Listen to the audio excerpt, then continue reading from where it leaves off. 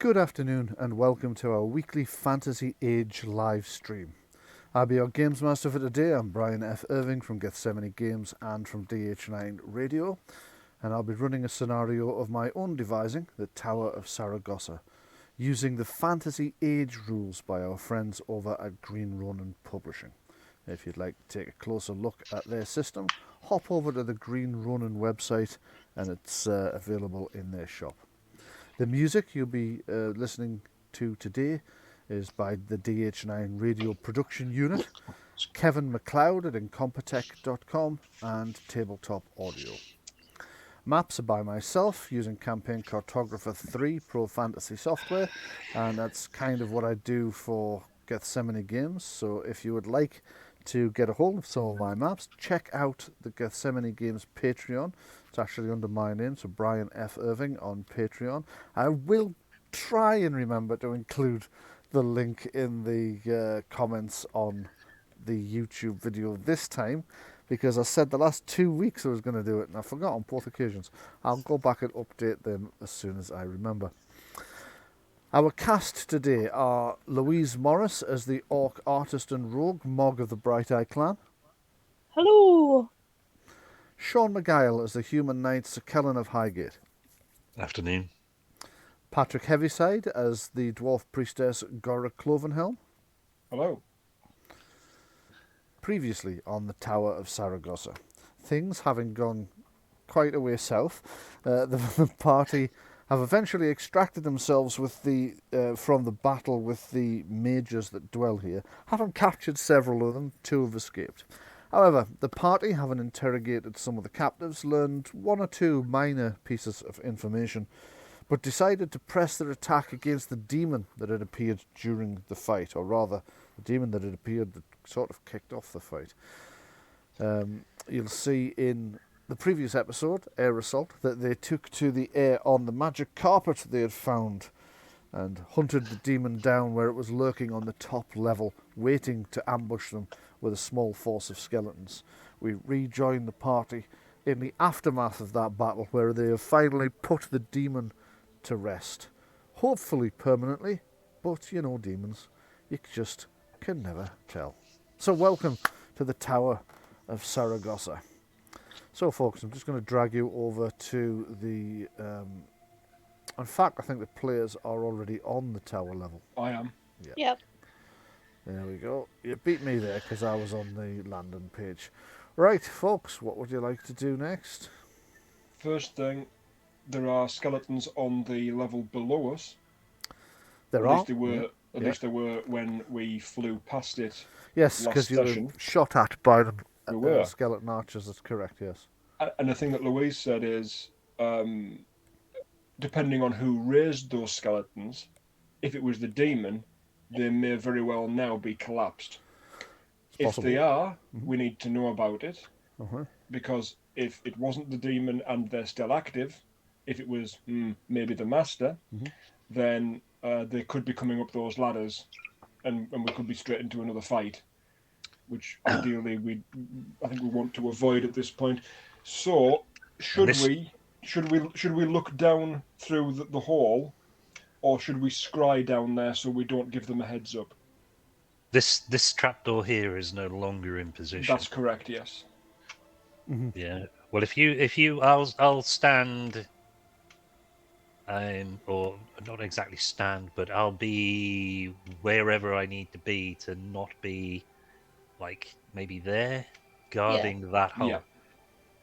Yeah, makes sense. Effectively, Okay, yeah. sort of just slightly round the corner out of sight, ready to pounce on anything coming up the ladder. I'm just going to pop down onto the level below so I can figure out what you would be able to see, if anything, from that ladder, which would be there. I'm just saying it's kind of probably not going to be see much apart from whatever's immediately in the squares surrounding the hole. What you can see is that the layout of the level beneath you is very different from the layout of the one you're at, because looking down through the hatch, you can see on the east wall there is a wall just like 2 meters from the hatch, so it doesn't extend all the way out the way it does up here. But there is a door to the north which opens into a room that has It's no probably corresponding room up this the high. the X parts of the. That's right, yeah. It's the X parts of the cross. But you can't see any skeletons in either of those orientations. Directions, Right, yeah. okay. Yeah, no problem. Right. So let's do some scrying because we were planning on doing a fair bit of this. I'm going to do some Um, scrying. Let me just Can This we week- have a breather at this point?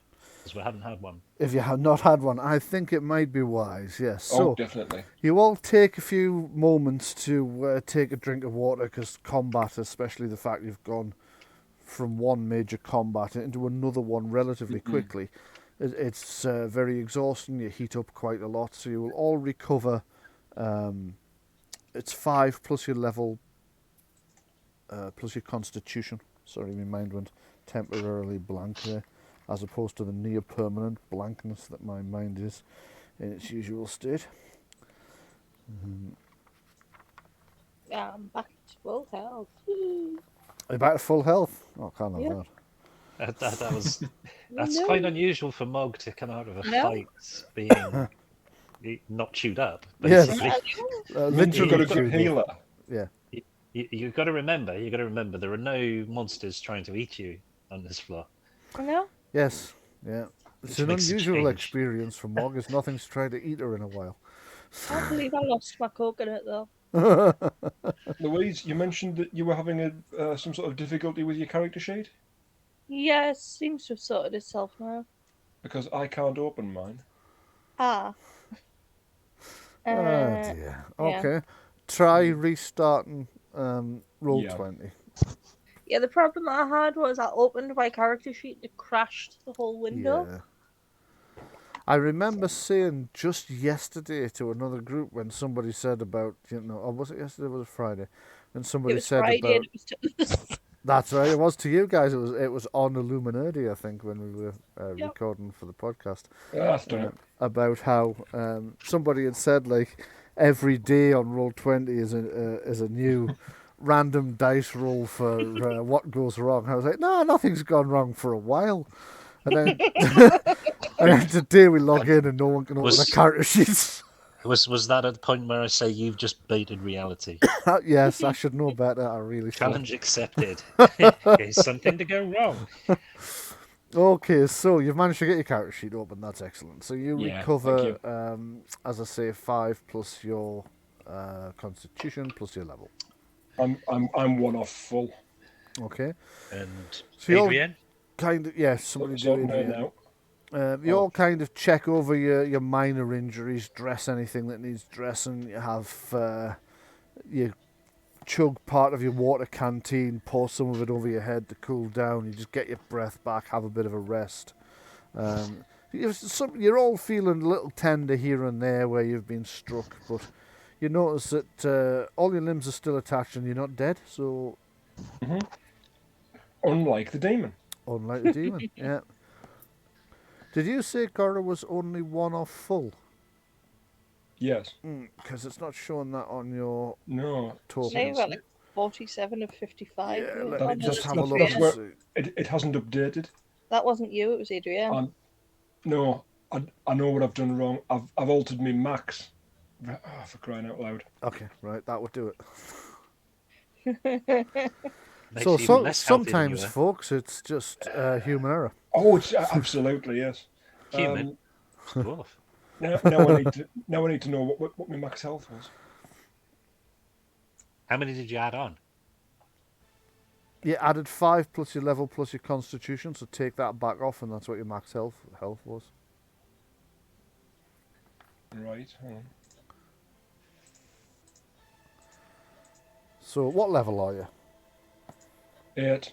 8. And what's your constitution? So that's 14 is what I added on. 14 is what you added on, right? You are. Take 14 back off and put it on the other one.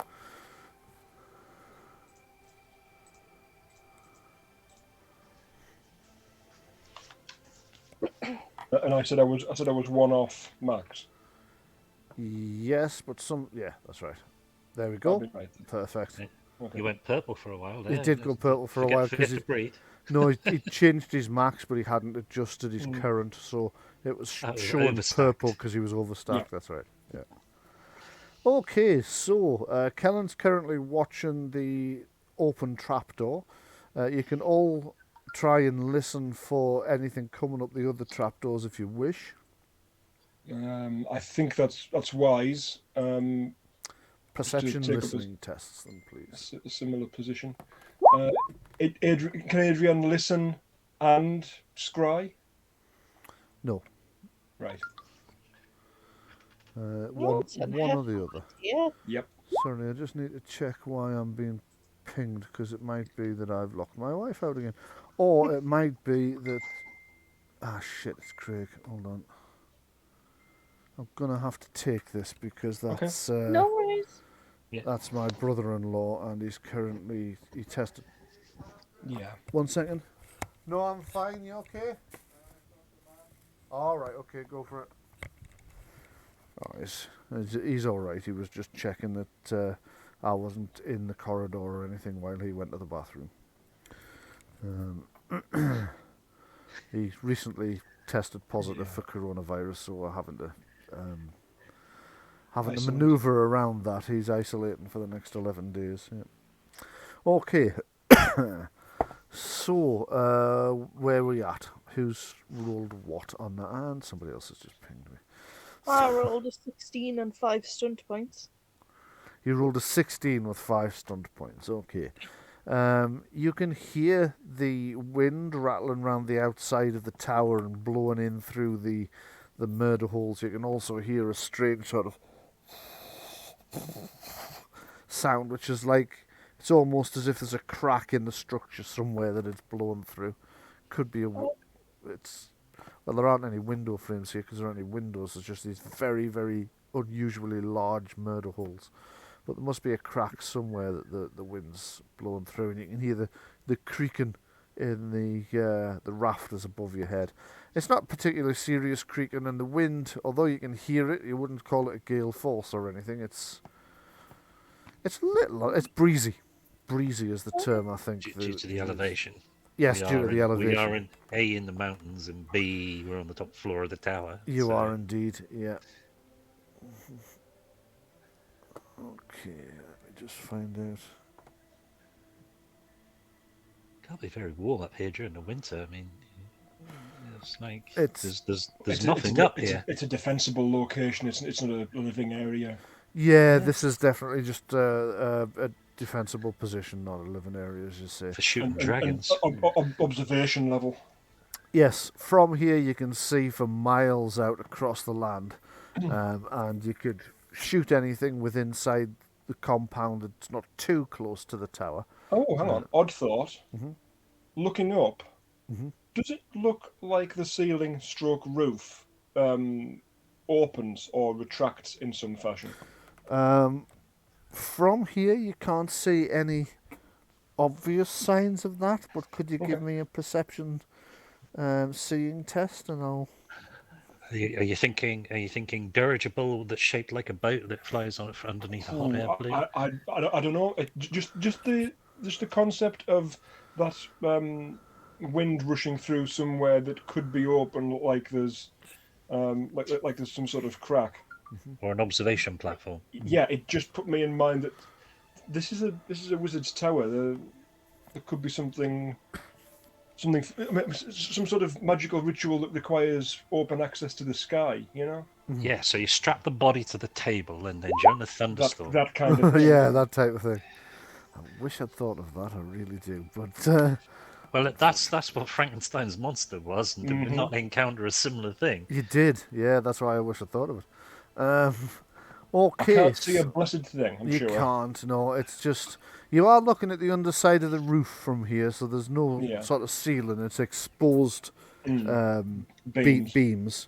And above that, you can see the underside of the structure and where the thatch of the roof. Yeah, well, it's actually not thatch. It's what do you call it? Slate. But yes, you can see the underside of the slate and the slated roof at that altitude. Damn, that was some roofer. Yeah. Certainly was. Can you imagine dangling up this this height into these winds doing that? Okay, so and nobody heard anything coming up the passage, the trapdoors. No Right. bananas in pajamas, no. Yeah. So in that case, Adrian's going to scry the floor below. Just going to try and scry the floor below. Right. Okay. So you will be scrying the section that you saw. Right. You can only scry into an area you're familiar with, so you'll be scrying into the section that you saw as you came Well, past. that's good because we saw skeletons in there, And that's what you're looking for. Yeah. yeah, and I would think if they haven't been ordered otherwise, they would hold position. Yeah, you'd think so, wouldn't you? Yeah. I would think. Well, last week Sean compared them to robots, and it's like you will guard this level. You will shoot at anything you see that isn't us out of these windows, etc. Yes. As opposed to you will go looking for the enemy on different levels. Oops, I've just put you all back on the same level You know, again. you're not going to sort of abandon your post kind of thing. Yeah, exactly. There you go. So you should be able to see now. I'm just going to delete everyone except Adrienne from this. Yeah. Oh no, the carpet's gone. Yes. Poor I've old left. Adrian can't I've left carry on. Adrienne there. That's not actually her. Obviously, that's the scrying ball. So I'm just moving it to the position where she'll be actually seeing from. There we go. Smart old Bluey chose the Milky Way. Yeah. So that's what you can see. There are definitely two skeletons still standing at that post in there. Right. Two shields here. Two shields there as well. Yeah. Oh, can we see the coat of arms? Yes. What is it? The Yeah, different it's different both, but- ones. The different ones. So not narratively significant ones. Not narratively significant ones, and they're Right. both different. That's the part that's narratively significant. Okay, so probably previous adventurers who came through and came a cropper and ended up as skeletons. Yeah. Yeah. Probably. Oh, recycling. Yes. Right. So all this tells us is that these weren't raised by the demon. Because we have previously seen if you kill the source of the undead, those drop as well. Yeah, we've seen that. Potentially. Have you seen that? Was there not the Master Ghoul? Yeah. The Master Ghoul did happen to his undead, yes. But you know what? Mhm. We've seen Stitch zombies raised by Saragossa. Well, maybe not raised by Saragossa. Those could have been raised by the demon. But the demon. Saragossa's but demon. remember what Saragossa's wife's ghost told you about the demon. Demon's broken into bits. Yeah. It's currently doing itself a dead. Broken into bits now. Yes.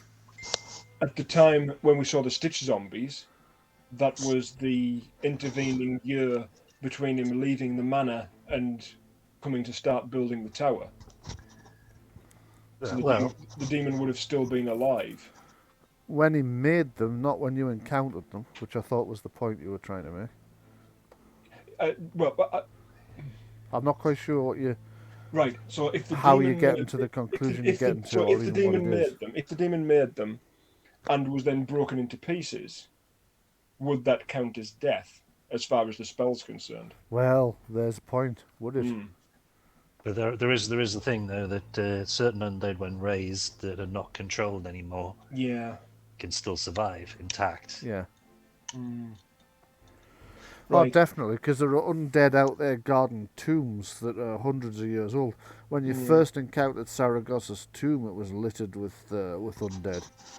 So the idea that they are always destroyed when the summoner dies doesn't necessarily hold.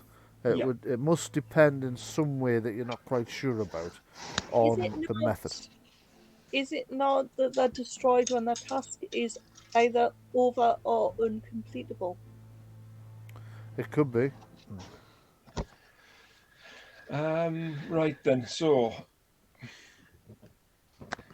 have a think about whether we want to go down through level 7 and basically have another fight. It'll be a speed bump effectively, or if we want to use another flight on the carpet and pick a blind spot in which to fly down.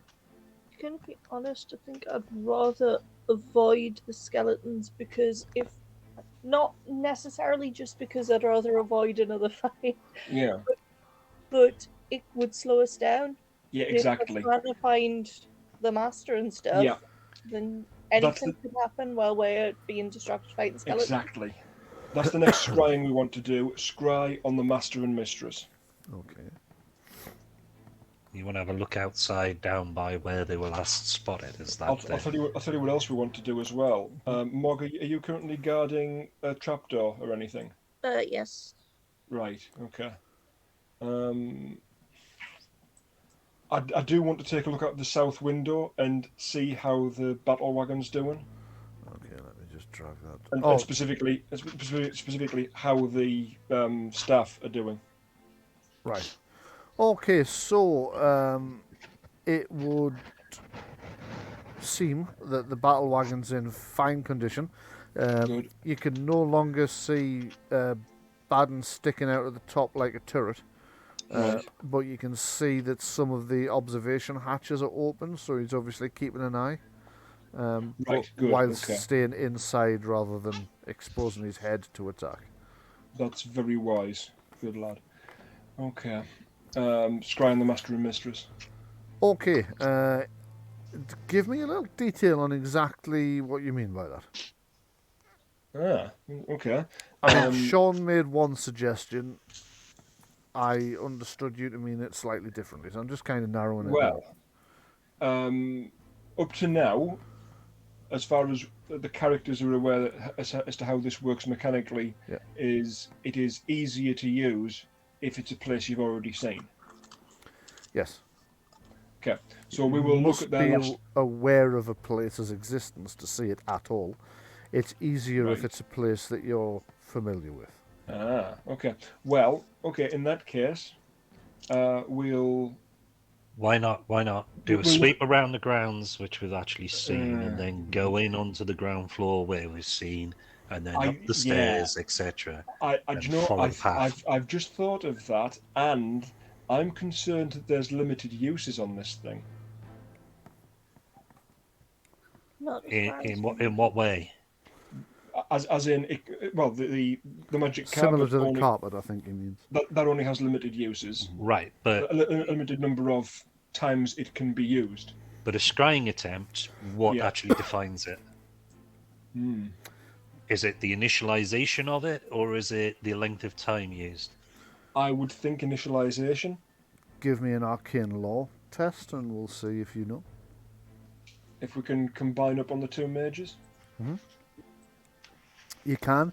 So both of them can make a test. We will take the result of whoever got the highest. Okay. And if stunts are generated, we would then take the stunt dice from whoever rolled the highest on the stunt dice, even if they weren't the ones that actually stunted. So 14 with 5. 14 with 5 stunts, so you can use... I'm not sure what stunts you would use for something like this, but... that makes me wonder. Yes, you could use that makes me wonder. Or the object of my attention, or whatever it is. Probably exploration. Exploration, yes. Okay. Yeah.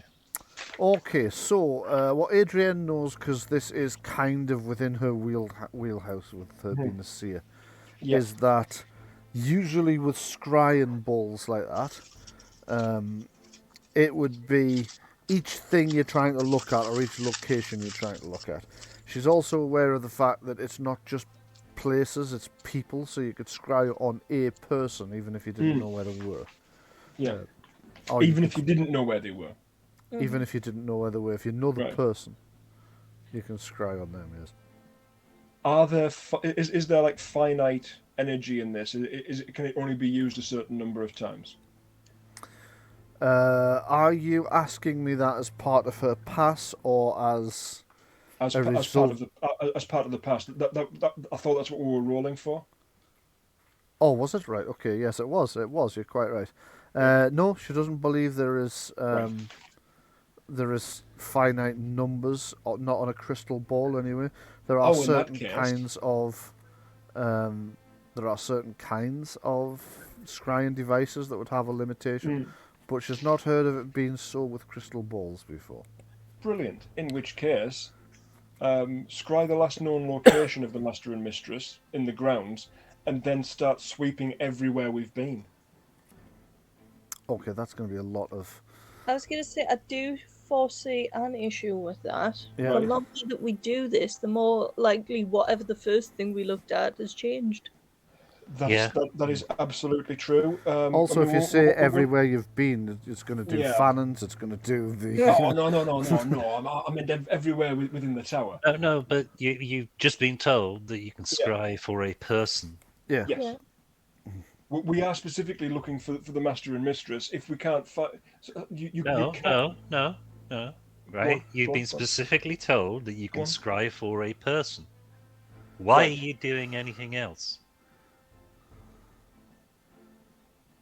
Well, to see if anything untoward has happened. I don't know how long it may take to get that kind of reconnaissance. Yeah, If it's a fast enough job, it's worth having that knowledge. But what is your objective here? Do you want to find out where they are and what they're doing?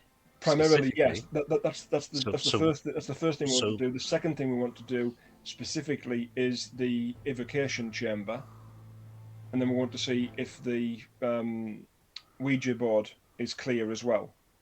So Okay. really, we want to get a heads up on the path that we're going to take down as well, so that we can't be ambushed. So first things first. Do the Yep. first thing, then Yes. do the second thing. Yes, Well, absolutely. first things first. Master. What stunts did you use? Because this could be more important than you realise. Okay. That makes me wonder, would cut down the time. Okay. Read out that makes me wonder, just for the people at Yep. home, and I'll pretend that's the only reason and not admit the Games Master can't remember what it said. You may immediately make another perception test at no additional cost in time or resources to discover more information about your surroundings or the object of your test. Do it. Go ahead, make that second perception test. Or is it a law test in this particular case? In this case, I would allow either, whichever the user thinks they would like to use most, arcane law or perception empathy. And it's Adrienne doing this, yeah? And it's Adrienne doing this, yes, sorry. Okay. That's a pass. Okay. There is one drawback with using this orb quite so much. Can we be seen while doing it? Yes. But But not by what you're looking at. There's something else looking back through the orb every time you use it. It's a bloody Palantir. I was going to say, it's Sauron, isn't it? Yes, she had the feeling the first time she used it, but she dismissed it as paranoia. But the sensation's getting stronger every time she uses it, and now she's positive. There's definitely something looking back at her when she uses it. It's what's her name? Baba Yaga or whatever her name is. It's the same thing that was looking through Yaga. Yeah, probably. Could be. That's the sensation that Adrienne gets. It's the same thing that tried the same stunt on Yaga. Yeah. Okay. Right. I would suggest then, in that case, my opinion is we get on the carpet and we go down the blind spot effectively. Yeah. I've got a concern, however. Is that scrying orb tainted? Is it of demonic influence? Do we want to take it with us? Is that what you're saying? I'm saying if Adrian has just reported that we're being watched by something, if that is demonically influenced in some way, and it is anathema to Paylor, it's going to get a blunderbuss to it. We might be able to get it cleansed when we get back Like you home. could consecrate Yeah, it or whatever. probably. So if you put a blanket over it, it can't see you, can it? Obviously. That would. Oh, it's like a fortune-telling goose. Fool of a took. Okay, so she does get the sense that whatever's looking back is very malignant, Oh very yes. malign. I'm afraid we are going to need a separate roll to tell whether it's demonic. And again, either an arcane lore test or a perception empathy test would be viable. She's on a roll today. Yeah, that was Gora that rolled there, though. okay. Yeah. Well, That's the priest rolling to see if that's tainted. yes, Sean was correcting me, not you, but Oh right. yes. So it is Gora that picks up on the fact that probably a good idea to use a priest. That yes, whatever's looking through there is a level of maleficence to it that is far beyond anything that is a mere mortal. This is the bit where we all line up, drop our pants and bare our backsides out. Sorry. So, No. in fact, that's possibly, even though you've encountered demons before, that's possibly the most. It's Orcus.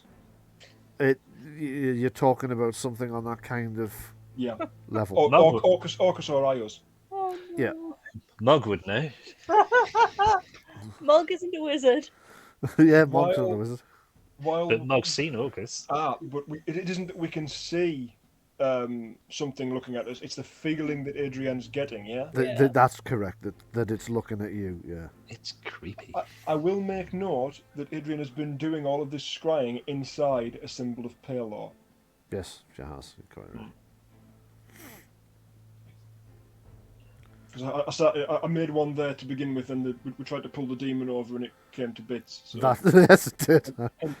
Hence the second. I've accidentally pulled colony its arm something. off. Put him in the corner. Nobody So puts yes, demon in whatever the it corner. is must be fairly powerful as well, because that symbol of Palos had no effect on stopping it. Right. Or, well, it hasn't been able to do anything above look at us. It hasn't done anything above look at Yes. it. Whether We or don't not know- it's it's capable is capable another of doing question. so. It's another matter. Yeah. Should we Okay. leave it behind then? If we're leaving it behind and not coming back for it, then we're destroying it. Because Nobody said not coming back for it. right. Just not taking it with us now because. Is it the case it can only see us when we use it? The sensation that Adrian has had from it has only ever occurred when she's using it. Right. Well, the thing is, it already knows we're here. We've just killed one of its servants. It's seen that we're here. It's got that demon has been sent back to it and is now grovelling for its existence in front of its foul master. And it knows that we're here. It's not going to gain anything in addition if we get further reconnaissance. Once we move from this position, and if we're going to be, in some sort of sensitive, defensive position, that's where we don't use it. We only use it if we don't care about our location being made. Okay. Here's my uninformed, unmagical opinion. I think it makes sense to still have a peep through to see if we can find the master. Because I as far agree. as I don't think it's a good idea to scry on the invocation chamber. You've got a lot of magic running through your system now with your tattoos. Why? Because undead. Scrying the undead. Scrying the But that demon was- that's trapped in this circle. Yeah. You know there's a demon down there. Oh, we do. Could it actually escape through the I actual? really don't think it would be a good idea to scry on the demon. What I want you to do was to make sure that the room was secure, so we can scry on the adjoining rooms where I mage locked the doors. Okay. That would tell us at the very least if those doors had been, well, Would it? No, I mean technically they could have dispelled them if they had like a stunt. Yeah. Or some other means. Okay. The only way to know is to actually go down there for that. So yeah, okay, we can scrub that entirely. Let's just find the master. Scry on the master. Scrying the master. Right, okay. On this occasion, things are a little bit different. So what you're going to have to do is give me or whoever's using it, which I assume is going to be Adrienne, is trying to scry on the master, but there does seem to be some kind of resistance to it, as if something's trying to stop her finding what she's looking for. So I am going to need an opposed roll against the thing. So I'm going to roll that first because I don't. Cannot be the thing. Yeah, if I roll it without whisper on, you will see what is trying to stop you, and I can't have that. Okay. So what I will do instead is I'll put whisper on, but I'll then tell you what it got, so you know. Oh, hang on. Yeah. The master stepped in one of the traps on the battle wagon. Yeah, he did, yes. That may have left his blood. We can bloodhound him. It would definitely have left his blood. Yeah. We can go bloodhound him. Yeah, he could. Yeah. Should we wait until we have as many advantages as possible? Should we get down via a blind spot now, head to the battle wagon, check in on the servers, collect the blood, and then scry him? Didn't we just already start scrying them? Well, that's Brian's call.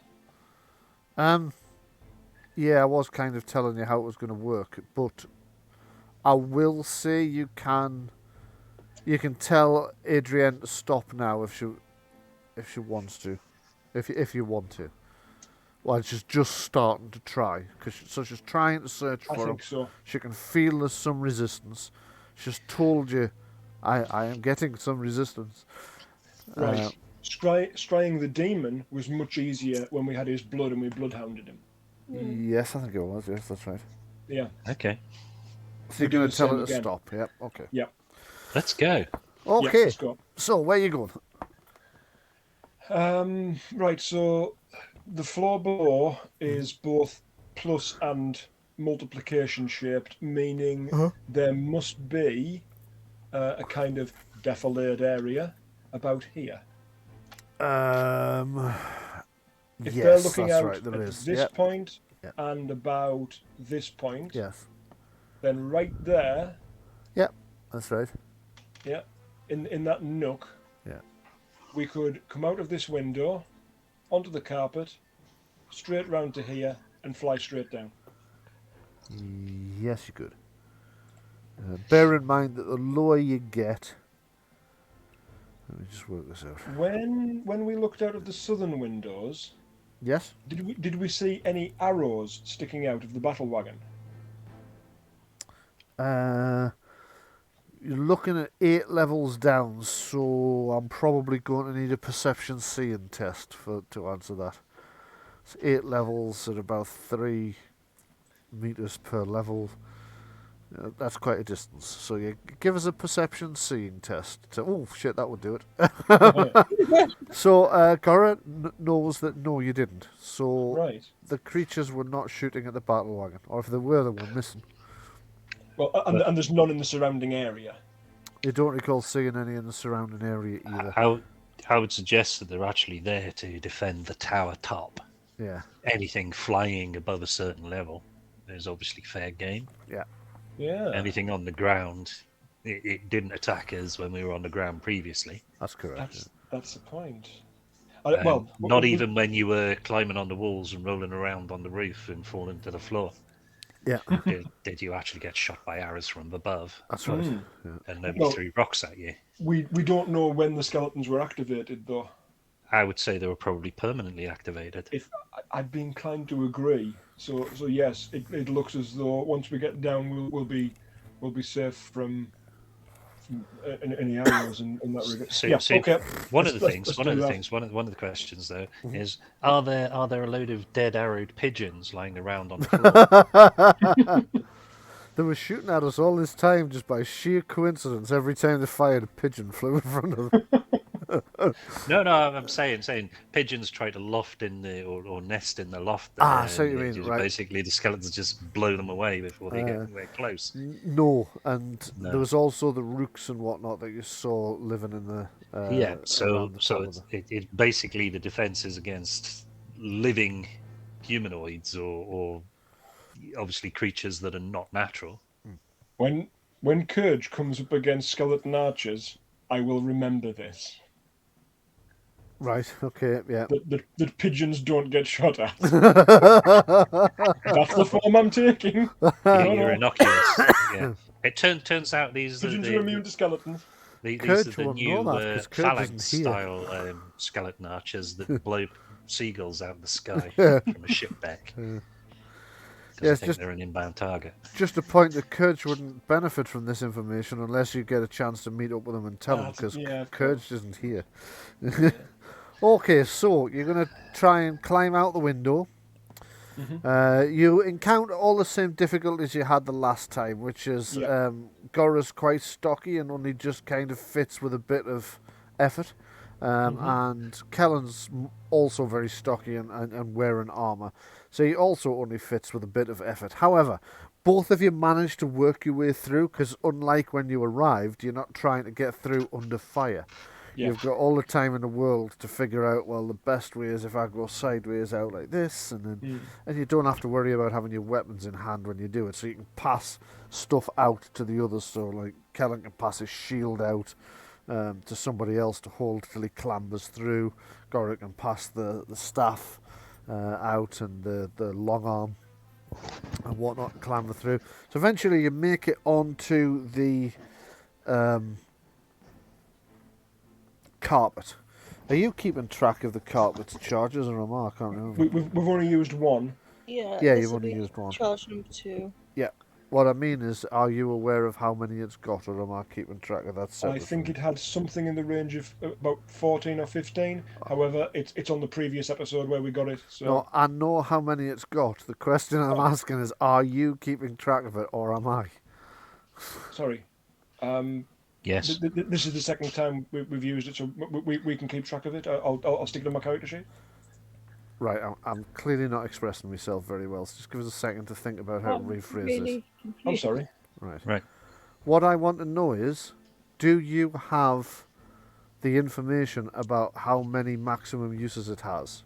Or am I keeping that secret from you?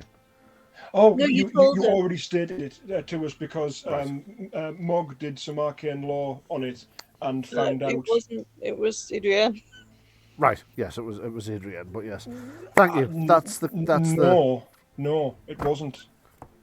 I'm almost certain that when we got it out of the treasure chamber in the secret room, you as Mog, you had a look at that while I was looking at the sandals, Okay. and you stunted really highly.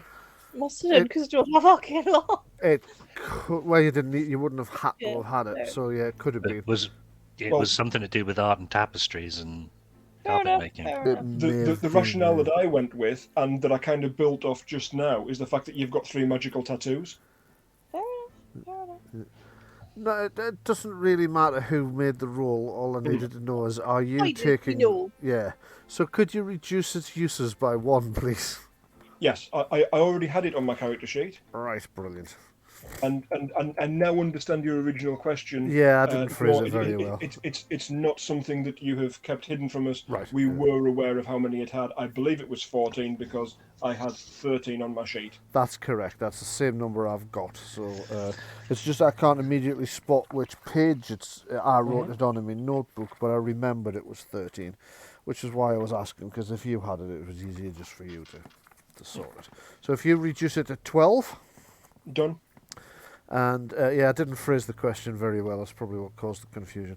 Okay, so you're now on the flying carpet, and as it flies down and banks round to try and stay out of bow shot by the creatures in the tower, the things in the tower. There is, because you can't just plummet straight down and it'll all fall off. It doesn't work as like an elevator. You'd have to Yes. spiral down. There is a risk you will stray into an area where you can be seen. It's only a risk. So I'm just going to need a piloting roll from somebody, and I'm pretty sure nobody has pilot magical carpet. So what I'm going to take is... Sorry, go ahead, Louise. Funnily enough, no. I thought you were going to say... How about funnily enough, dexterity riding? Dexterity riding is exactly what I was going to ask for, yes. So that would be, do you want me to do this then? You can do, yeah, you're the best rider. So the target number hang on. I don't know that you are. Really? Okay. Well, hang on. Oh, you're... I take it back. So your target number I can is... jump into the saddle as a free action on a horse. Your target number is 13 to avoid straying into an area where they can see you and shoot you. I just thought to myself, oh no, Adrienne's dexterity is pretty tasty, and she's got riding. Right. Okay. Then I thought, then I saw, Kellen. Right. Yeah. Okay. So Kellen pilots the thing down in a spiral and loop so that you're descending all the time without going out too far, and just not quite crossing into the area that isn't defiled. So you manage to get down as far as you want to get down, without the skeleton archers spotting you. If they see anything at all, it's just a tassel at a corner. But as you spiral down, you see one of the threads on the carpet just works its way loose and drifts off into nothingness. Into magic dust, sparkled and sparkles. Yes. We really need to see if we can find someone that can repair it. It is kind of Possibly sad every so. time it happens, isn't it? I know. Yeah, it does. It does kind of get you there a bit, doesn't it? Is it sentient? Poor Pip. Oh, don't say that. No, it's not. It's just a carpet. It's fucking carpet. I can't help it. I will pack bond with anything. Honestly, Potato, and I love it. You know. honestly, I'm the same, and I would just like to point out at this point that you have spent 7 years taking the piss out of me for naming my computers. Right. But the carpet there, yeah. I mean, I wonder if it's one of them. Was it masochistic carpets? You know, it wants to be washed, put on a line, and then beat. You know what I mean? Why are you wondering that? Great, now we've got Just to claim a rug. You beat carpets though, don't you? With like, with a carpet beater. Are they into it? That's all I want to know. That's not a question for this game. It's a different type of role playing. Right? We'll see you in the dungeon later. Yeah.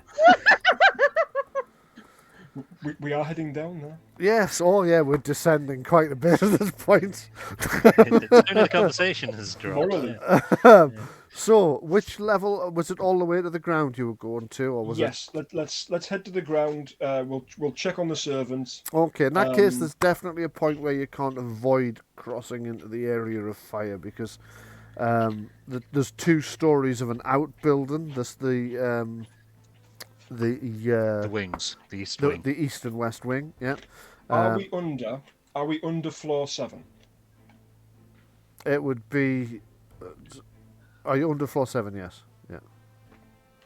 Well, it was only when we got level with floor 7 before that we got shot at.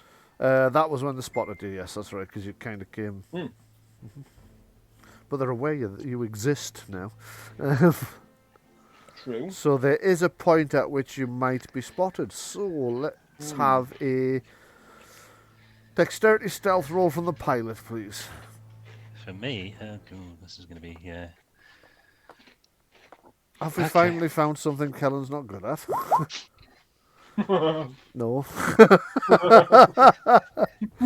Yeah, I think you're probably going to be okay there, but let's just take a look quickly. So, NPCs, monsters, skeletons, character sheet. For fuck's sake. Right. There's 2 of them can try and spot you. Neither of them did. So you managed to land at the bottom on the. I'm just Ground. on the ground floor. Yeah, I'm just going to group your characters together for the zip across to see if this works. I'm missing somebody there. Why am I missing somebody? I seem to have a dead Gora. Why do I have a dead Gora? Ah, Because she stood on a dead skeleton. Ah, so the cross is actually shining through from. Got you. Yeah. I was going to say, pretty sure not dead. So I'll just cluster you there and then drag you over Undead. to the. Undead. Where's the ground floor at? There it is.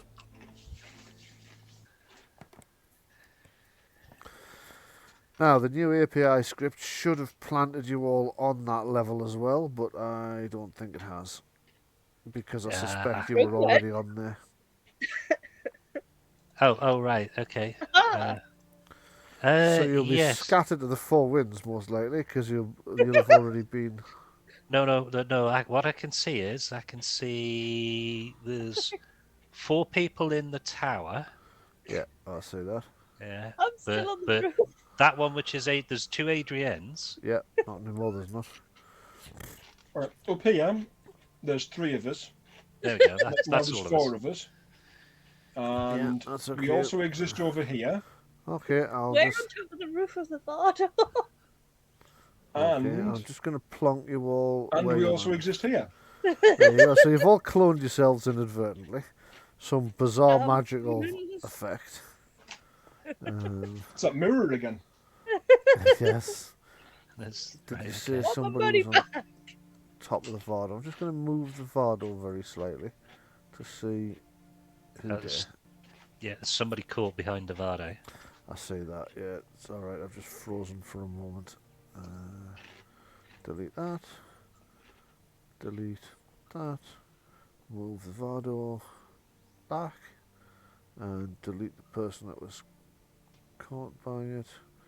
Just pop her on the Games Master's layer because she's not actually standing there.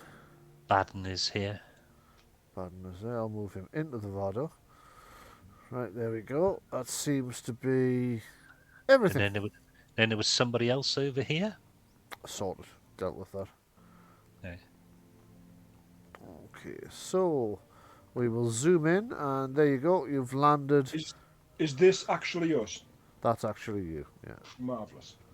Still trying to find us. Yeah, where are they? We are. Yeah. Northeast quarter. Yeah. Right, let's get round this corner over here. Yeah, agreed. Shit, I must have zoomed in too far because I don't see a corner from where you are. Ah, you're heading around that corner there. Right, okay. That would be the way to go. Okay.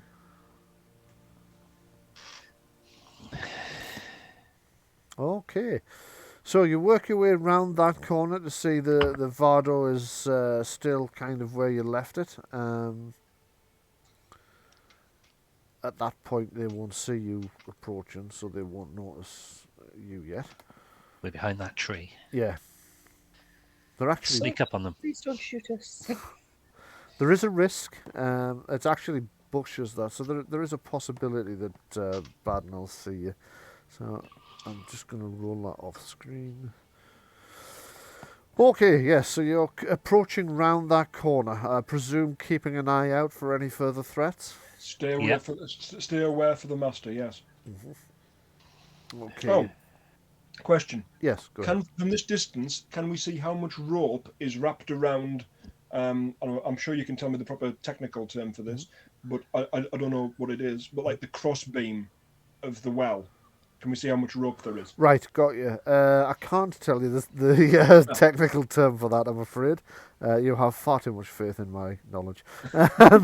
But you would say there appears to be quite a lot. You would say that, to your mind, would probably descend a good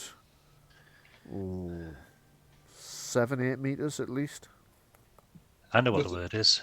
If it was unravelled. Oh, do you? Yeah, go ahead. Yeah, it's a windlass. Windlass. Ah, yes. Right, yes. Windlass, as it were. Yeah. Nice one. I have heard that before, but I didn't associate it with this. Like for a crossbow, yeah. Yeah, Yeah. basically it's a winding arm, Yep. as it were, that has like a coil of rope on it, Yeah. as it were, So or whatever. So it doesn't look like the master might have descended using the rope.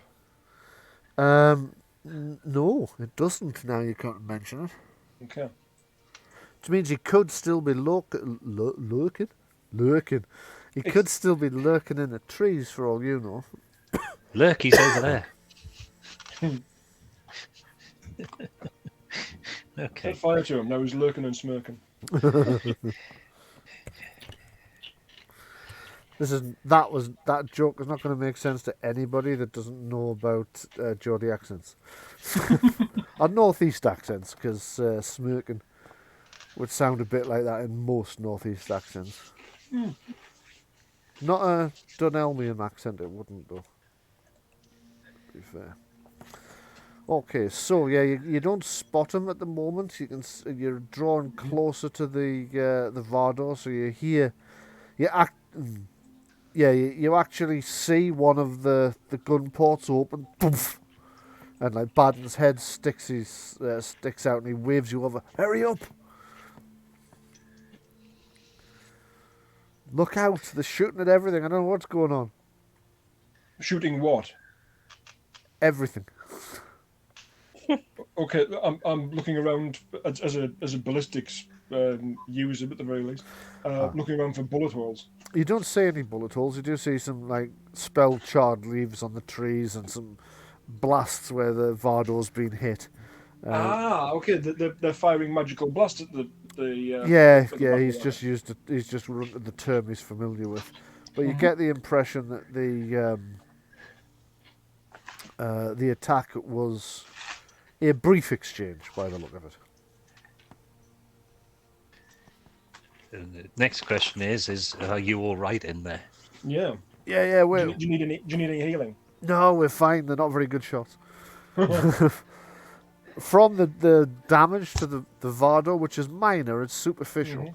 You would say it's not their ability to shoot that's the problem. It's the power of the spells they were using weren't really punching through the Vardor. So you get the impression it was very much like quick blasts of arcane blast fired off to keep people's heads down while they ran for cover, really, more than anything. Right. Okay. So it was a retrograde maneuver. You think so, yeah. Are the horses okay? Oddly enough, nobody thought to just shoot the horses, yes. The horses are currently cropping the grass. Swishing their tails. Looking blankly at you, wondering what all the fuss is about. Much like the cat did earlier in the week when panic broke out in the house because Craig tested positive. And we had to sort of quickly isolate him, and the cat's like, "The fuck's going on?" Just utterly bemused by the whole thing. The cat's thinking he needs to go to the vet. Yeah. Oh, well, the cat was loving it because he was running such a huge temperature that she just curled up on him for the warmth. And promptly fell sick herself because cats can contract it, but it's not serious in cats. My goodness. Yeah. So she spent a day feeling sorry for herself and snottering out of all her facial orifices, and then ate everything that wasn't nailed down, played with everything that wouldn't move, shouted at him through the door for the rest of the day because he wouldn't let her in again.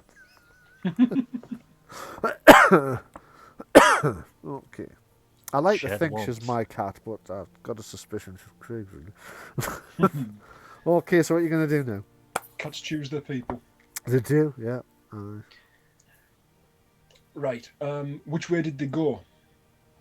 Okay, points off to the southeast, which would gel quite well with where you saw them making their way through the woods. Over here. Yeah. He's actually not pointing quite that far east. He's pointing sort of this way, but you remember that's they ran there for the first cover and then worked their way around the back of the thing. Yeah, the question is, what were they heading towards? They were probably going to go across the gateway and round the back of the tower to that, where that tunnel is? The tunnel that was mentioned, I think, about 5 weeks, 6 weeks ago, maybe longer, when you first saw the tower from a distance, there was a little tunnel. There's a tunnel to the north, Yeah, or a gateway. It's like it was like a sluice that there was water coming out of. Yeah. I Okay. think the mistress mentioned it at dinner when you were talking as well. Yeah. that was the sealed entrance or whatever it was. I That's don't right. know. Yeah, Yes. When they were talking about the dungeon. that's right. Yeah. Right. Okay. So Um, what's the plan at this point then? let's bloodhound the master. Okay. So you quickly look for which trap it was you triggered, and you find it. There is a little trail of blood on it, and you can see the spots of blood around the on the grass around where it happened as well. It doesn't take you long to find. Doesn't look like he bled heavily, so he was injured, but not critically. Not by this alone, but you knew he was already slightly injured from his previous fight. Yeah. Okay. Leg and an arm. Do we Yes. do this now while Adrian's low on magic points, or do we do it after she's recharged, and then we can maintain it to know where he's at? Ooh. I would suspect that you really want to know now, do you not? Yeah. Mm-hmm. I mean, we could maintain it for a little bit using the potions. It is all starting to feel a little bit time sensitive. Yep. Like Okay. I don't want to like I can't remember what film it was. It was this horror film I watched years ago, and it sticks out in my head because in the middle of it they were just like, yeah, let's just have a rest in this sitting room, Sorry, cast the wrong one. and as a result of them just having a rest in a sitting room, Mm. the baddies got there and just found them chilling out in this sitting room. Yes. Yeah, that does ring a bell. Okay, so Adrienne takes a look at the blood, she kneels down next to it, concentrates on the blood, dips 2 fingers in it, begins to cast the spell, chanting, apparently heedless of the possibility of hepatitis. And she's able to cast Bloodhound with 4 stunt points, so have a bit of a think about what you want to use the stunt points for, and give me... In this case, I think extending the duration, if we can. Okay, yeah. Can you just refresh my memory, which book is Bloodhound in? Is it the companion? No, it's in the main book. Main book, right, okay. She says, well, I asked, I'd have been looking in the wrong one. Mm-hmm. It's Bloodhound and Bloodmark are the 2 standard ones for divination, For divination in the main book. Yeah. Right, you are. For speed, it's on Adrian's character sheet. Of course, yes. And given Yeah. this has taken fucking ages to open, I'll Yeah. probably be better off opening Adrian's character sheet. So If the spell has a duration beyond instantaneous, it remains in effect twice as long with no additional cost. Right, yeah, okay. And that's particularly useful in this case. Taking a look at... and we'll for the other one, we'll make it a powerful casting, so we'll up the spell power. Okay, okay. So, Bloodhound, wasn't it? Yes. Okay. So you can Direction and distance, yeah. you can divine the presence of an object you have put a blood mark on, or a living Or- creature whose blood you That's right. have. You can get a sample of blood from any... Well, we know how you got that. When you first cast the spell, you will know if the target is within a mile of you, yes. And if so, what direction? West and down.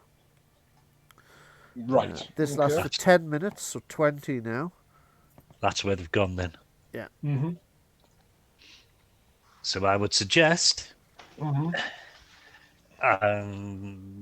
we've got 2 options here. Yep. Right. You can what is the plan at this point? Because we could pursue them, but you're low on magic points. They will have whatever magic points they have, plus if they've got any sort of ability to any focuses. Sorry, not focuses. Any fonts and any potions that they have, they could take them. They have the Right. advantage of the home ground, so you've no They're on idea what home they've ground. got stashed around. So you don't know what. Yeah, well, you don't And know what they've we got. don't stashed. know what other security measures they may have. Yeah. The guest wing was absolutely chock full of traps and dangers. The treasure room had something, we don't know what, buzzing away in a chest. It's entirely possible that. Oh, and the suits of armor, of course. There could be any great number of those. Yeah.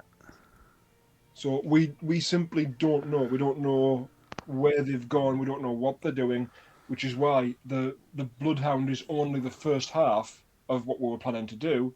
The other half being to scry. Okay.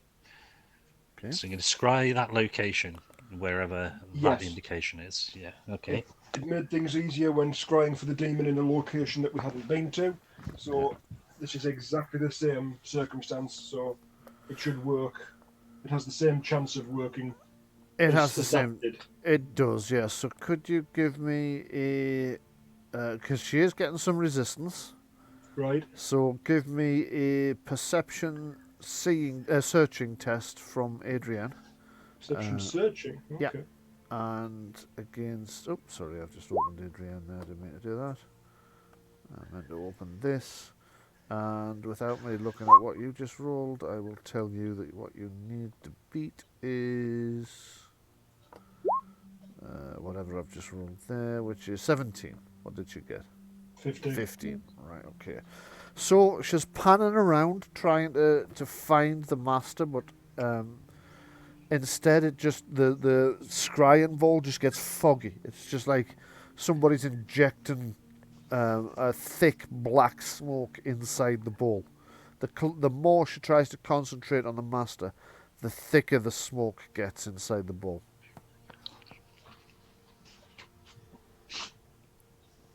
Okay. We're gonna rest the mages anyway, right? Well, this is the thing. The options that you have. Yep. Your lower magic points and/or health, as it were. In Adrian's case. Health is fine in both cases. It's just the magic. And you've got next to no magic points at this point, as it were. Yeah, that's so. What are you going to do? Well, I was thinking about throwing up Hands of Fate and then trying again. Then we could boost whatever is rolled on the perception to make it a pass. Okay, if you want to give that a try. Yeah, you can do that if you want to. So once again, Adrienne calls out to the fates in an attempt to have them answer in one of her many hours, practically moments now, of need. And one of her many every 15 minutes of need.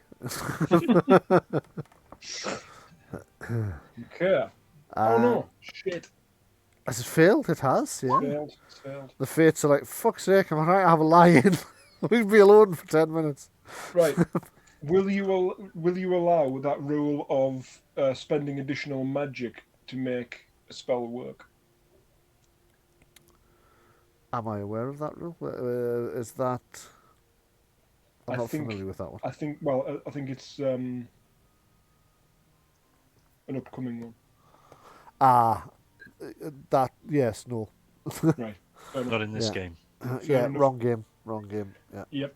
Okay. Okay. Does Adrienne not have some ability which allows a recast? I think she might have. No, not innately. Only if we'd spent 5 magic points to use Seer beforehand. Right. Okay. Yes, it has to And be. you don't have that many magic points. It was a toss up of either using that to boost hands and then have nothing else, or just try hands to boost the perception. You really are running low on magic points, aren't you? Oh god, yes. Yeah. Hang on. Right, let me take off the 4 for that. Right, I'm on 2. I've got another mage elixir, and I think Gora has one.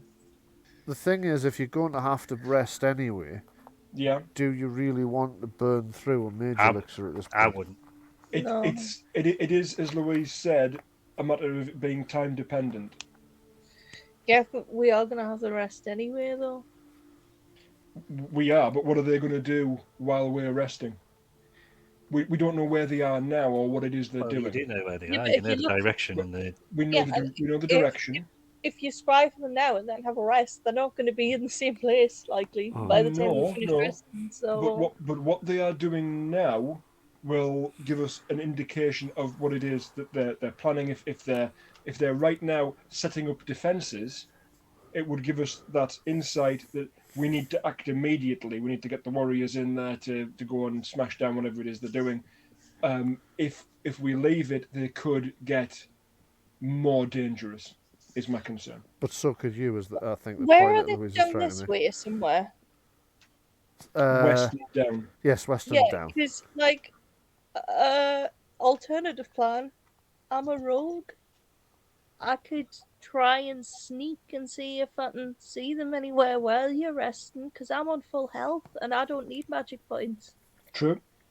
That's a good point. Just to clarify, in case I've not made it clear, when I say down, I mean beneath you, as in Yes. not south. Right.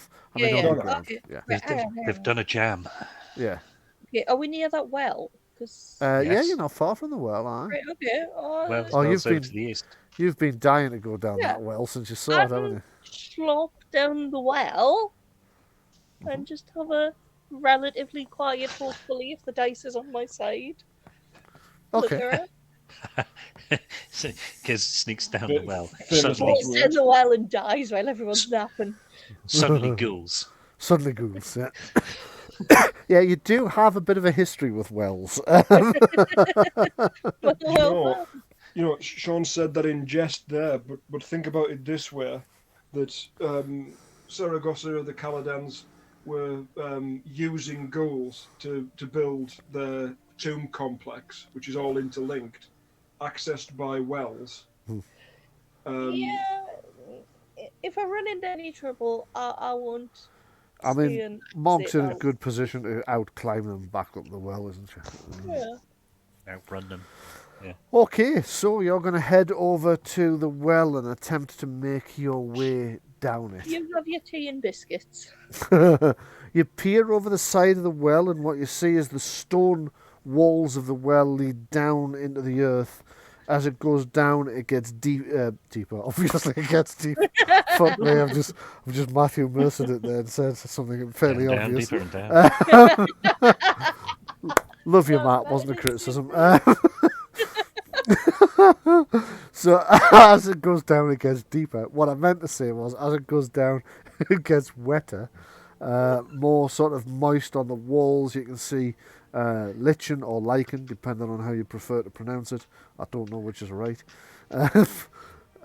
Clinging to the stone as it gets deeper down and further down, and you can just you can smell this damp rising through the thing as well. It is a well, of course, so that's not entirely surprising. The walls at the top of the well are very sort of clean stone, but as it gets further down, it gets darker and grimier and more moist. What's your dark vision? Orc. 20 meters. 20 meters. Okay. It's that, yes. In which case you can see all the way to the bottom. The bottom of the... I'm going to have to look this up myself, just so I... Bottom of the well. So there's rising damp. Rising And, damp. and there's a rise and fall of the water level. Indeed. It descends all the way down to the surface of the water beneath. But you also see rising up part the way down the well, almost at the bottom, there is copper piping, rises up and then through a wall. I hadn't expected that. No, you hadn't. I was expecting to see Leonard Rossiter at the bottom of the well. Yeah. Also, the well is dressed stone all the way to the water line, whereas a lot of them are dressed stone so far and then just dug beyond that. Yeah. So which that is also a little bit unusual. I'm struggling to find What if my we're looking at these dungeon. pipes? It's not Sorry? unusual to have a well this twilight. Ah, there it is. Can't see it for looking at it. probably because it's remaining untitled. Okay, so Louise, I'm just going to drag you over to Okey-doke. that map. It should be black for you at the moment. No, it's kind of a weird brown. Now Because we're back. that's the bottom of the map, though. So you can actually see stuff, can you? Because you shouldn't. Yes. Not- Oh, it's ominous music again. Oh, I can see a figure that isn't me. Okay, just stop looking. Yeah, I'm trying to. It's okay. It's okay. It's okay. I'm trying to find me. Actually, I don't. And you're see not me. on there. That's what I'm saying. Tell me why. That's why you should not be able to see anything. It looks like around the sort of outside of the map. Can't buttons see on that anything in the map. centre, but I see everything Oh, around do you the know what? I outside. think it's dragged. Sister Erin's on the map. Or is it Sister Erin that's Yeah, actually on it's the map? dragged stuff over which it shouldn't have done. She's Probably here, look. Profantasy. Yeah, Yeah. none of you should be able to look at this map, so can you give me a second to sort the problem? Okay. I'm now looking at a different tab altogether. Yeah, me too. It's just with everybody talking at once there, I was struggling to find what the hell the problem was. I think you were all actually just seeing it through Sister Erin, and I think that might have been my mistake. I might have used her to test that the dynamic lighting was working. So could you go back to the map and tell me if you can still see it? I can Yes. still see it. You can still But see it. just the lower four She's got it. squares in the middle, Likewise. right? And then two squares. It's like the outer edge of the building only. Yeah. It's like brown dirt at the bottom of the map. Okay, Mhm. right, okay, Yeah. we're just going to have to live with that because you're not seeing anything too much. I'll just need to Yeah, I was pull... going to say, I don't see anything that screams spoilers, especially now that Okay. I've realised that was Sister Erin and So, not... yeah, you need to move over to the... Yeah, that must have been my fault. I think I used her to test the dynamic lighting and then haven't deleted her, so that's been my mistake, not Roll20's. Sorry, I didn't mean to sound quite so surprised there when I said no. So I'm going to drag Mog over, and what you can see is Yeah. that there, which Yeah. should be virtually nothing. But so there's like Or- So it's like a bridge? Or is this the copper pipe? that's a bridge. So you're looking down the well, and at the bottom, beneath where the copper pipe ends or starts, coming just above the water line, you can see an archway which leads into some kind of reservoir room where the water's coming from. The pipe goes into the water at the bottom and then up about a level and through the wall. So, are you going to climb down there? Yes! Are you using... I'm letting the rest of the party have some time to rest. Gotta give them some time, you know? Okay. So you're using your Yeah. spider climb. Okay. Yeah. So you clamber over the side and then stick your limbs to the... and then work your way down deeper into the... As you go down this... It's getting stickier and wetter as it goes, or less sticky, I should say, and wetter as it goes, and darker and dank. And it's quite claustrophobic by the time you are down about halfway. This is where you see that copper pipe. The copper pipe's actually quite thick. It would be... Your arm would fit inside it. But you're not quite sure what purpose it serves. I don't intend to put my arm in it. Is it, like, warm or anything? Touching the pipe, you couldn't put your arm in it because there's no entrance that you can see, but Yeah. it goes into the water at the bottom through the wall further up. But judging by the gauge, your arm would fit inside of it. Touching it, you'd just feel the cold copper. It's not a heating pipe then. Definitely not. I think it's likely a waste pipe. Could I put my ear to it? Yeah. See if I can hear anything in it? Yeah, you can. Give me a perception hearing test, then, please. one of the servants is doing their business. It's like a nice. Okay. So I would hope 16. that wasn't going into the well, you know, just saying. Sorry, say that again. I would hope that wasn't Going going into the well. Yeah. Just saying. Okay, so you've passed, and you've passed with 4 stunts. So you can hear the sound of, kind of a dripping, an occasional drip on the inside of the well, inside of the pipe. Okay, interesting. I notice you're playing the spooky music again, so I'm not. But I don't think there's something ominous down here. Whatever would make you think such a thing? I know what it is. It's their still, isn't it? They're moonshiners. That's what the problem is. They're hiding in the hills Is that making why they're so moonshine. paranoid? Yeah. It's they've got a booze operation running, and the government's not taxing them, and they're trying to avoid that. That's the whole It could be whole that. plot. The witch.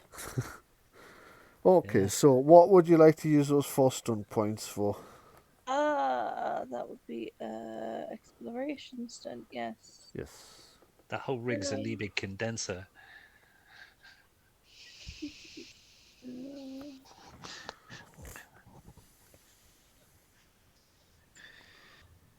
To concentrate in the alcohol. Could I use it for like a speedy search? Yes. What would you like to search on for what? Well, what would I you don't like to know. search? That was for that test. Apparently, so you complete All your right, test so in just half the like time. you quickly press your ear to it. It's Yeah. like, yeah, something's dripping in there. That'll be water, Yeah, and leave it at that. Yeah. some kind of liquid. Yes. Yeah. Some kind of liquid. Like I'd kind of like to maybe come down and have a bit of a peep through here, and oh, is that another way along there as well? It is. Okay, so you make your way down into the bottom of it and realise that you're going to have to get into the water at the bottom of the well in order to get through that archway. The archway only actually comes above the water line by about half a metre. So you're pretty much going to have to swim out of the well into the It's okay, into I've the got reservoir. fish mark. A fish mark, right? Okay. So you are able to swim in. The bit you're at there at the moment is At the a. pipe. That's not a pipe. That's a lever of some kind. The bit where you're at the moment, there is a rickety bridge that goes over the water channel. So you've got the reservoir is the square bit in the middle. You've got the there's a wall round the reservoir which is only about, it would be waist height for somebody that was on the path on the other side of it. Just enough to stop them falling in by accident. Not enough that they couldn't be pushed over. And you've got this rickety bridge spans the water channel that leaves out. You notice there are 2 other exits from the reservoir room, one to the north and one to the east. You also notice that from the bridge, I don't know whether you've climbed out and are on the bridge or whether you're still bobbing around in the water. I'm gonna slop up here onto the side here. Okay, so from there you can make out that there is a old lever in the wall, but you've no idea what the hell it's for. I'm not actually going to pull the lever as much as I want to. I am going to note down that it is here, and I will feed it back to the rest of the party. Right. But I would like to have a look at it to see if I can work out what it's for. I suspect it's for maybe raising the bridge. It has 2 positions, up and down, as far as you can tell. It has a slightly rusted metal frame, but the lever itself must be some kind of brass or bronze or copper, because instead of rusting, you've got that beautiful green patina. Yes, Verdigris. verdigris. Yeah, Ooh. yeah. But it looks as if it should still be Yeah. operable. There's no clear markings about what the hell it does. Is it in the up or the down position? It is currently in the down position. Well, if players whose characters aren't there can ask questions like that, then I would say, how well polished is the handle part of it? Does it look as though it's well used, or has that got verdigris on it? That's got verdigris on it as well. It doesn't look like it's been used in some time. Okay. Not often, anyway. Not often Mhm. enough to polish the verdigris up. Yep. Any symbols? No. Okay. Any dirt covering symbols? I take it you guys are asking these questions down the well, like yelling down the well as No, I hope no, no. not, because Oh. Quite frankly, I put both of the mages into the Vardo to sleep. Right, okay, so we will This is- assume instead then that these are questions that are occurring to Yes. Mog. Yeah. Yes. So, Louise, what were you going to say? I was gonna say I don't intend to touch it because I don't want to make any unnecessary noise Yes. while I'm down here. But I will make a sketch of it. Okay, yes, good idea. Not going to ask for a roll from that. Your background is artist, so you quickly whip out your artistic gubbins and start making sketches of it. You're pretty pleased with the result, despite the fact that you're working in the dark, because you can largely see in the dark. And yeah, you're pretty happy with it. That's a fairly accurate representation of what you see in front of you. I'm gonna poke my nose up here. 2 seconds. It looks like it goes around the corner. That would be there. So you're poking. Ah, yes. Okay, so up there, what you see is it does indeed. There is a long corridor, stone clad, which runs right the way back, multiple meters. There are 3 doors you can see. There's one on the right here. Mm-hmm. There's another one on the right up ahead. Sorry, I said there were 3 doors. That's not actually true. Opposite that door, the corridor turns to the left. Right. No left. Okay. Right. So that's don't Nope, touch still a down. left. Yep. And then next thing I want to do is have a poke my nose down here. Is that a dead end? It at first appears to be a dead end, but as you look more closely, you can see that in the darkness to the left, you can see it's not a wall, it's flight of stairs leading upwards. Ooh. Up. Oh. Up, yeah. Didn't expect that. Oh. How long has this been? Has this been long enough for them to have had their rest yet? Oh no. All right. Well, in that case, kind of want to have a bit of a sneak around. I don't know if I want to go up these stairs though. We need about 8 hours. We need a full night's sleep. Oh wow. Okay. I was going to ask what time of day it is when we're back at the Vardo. Well, the whole thing kind of kicked off during the morning, didn't it? So it's only about lunchtime now. So technically speaking, we could take turns, stand guard, get some rest, and the mages could have a That's true. Sleep. longie, as it were. Yep. Yeah. If that's really what you want to do at this point, do you have enough spell points to cast a magic tent? Guru is completely tapped out. Okay. Nothing in a font. Because bear in mind, you currently have the Vardo right in the courtyard area of the what's essentially enemy territory. Yes. So is that really where you want to camp for the night? And if so, what precautions are you going to take? Bearing in mind that the Vardo is actually quite well protected from this sort of thing. It's not going to be camp for the night. It's camp for the 8 hours. Well, yeah, camp for the afternoon. Well, she does still have 12 in the book. Right. So if you were to put up a magic tent, Yep. Okay. It's doable. does that actually cover the Vardo and the horses? Oh yeah. Need to double check the size of the tent, but The thing's pretty huge. I'll soon tell you. main rule book or companion? Not sure, but it's on my sheet.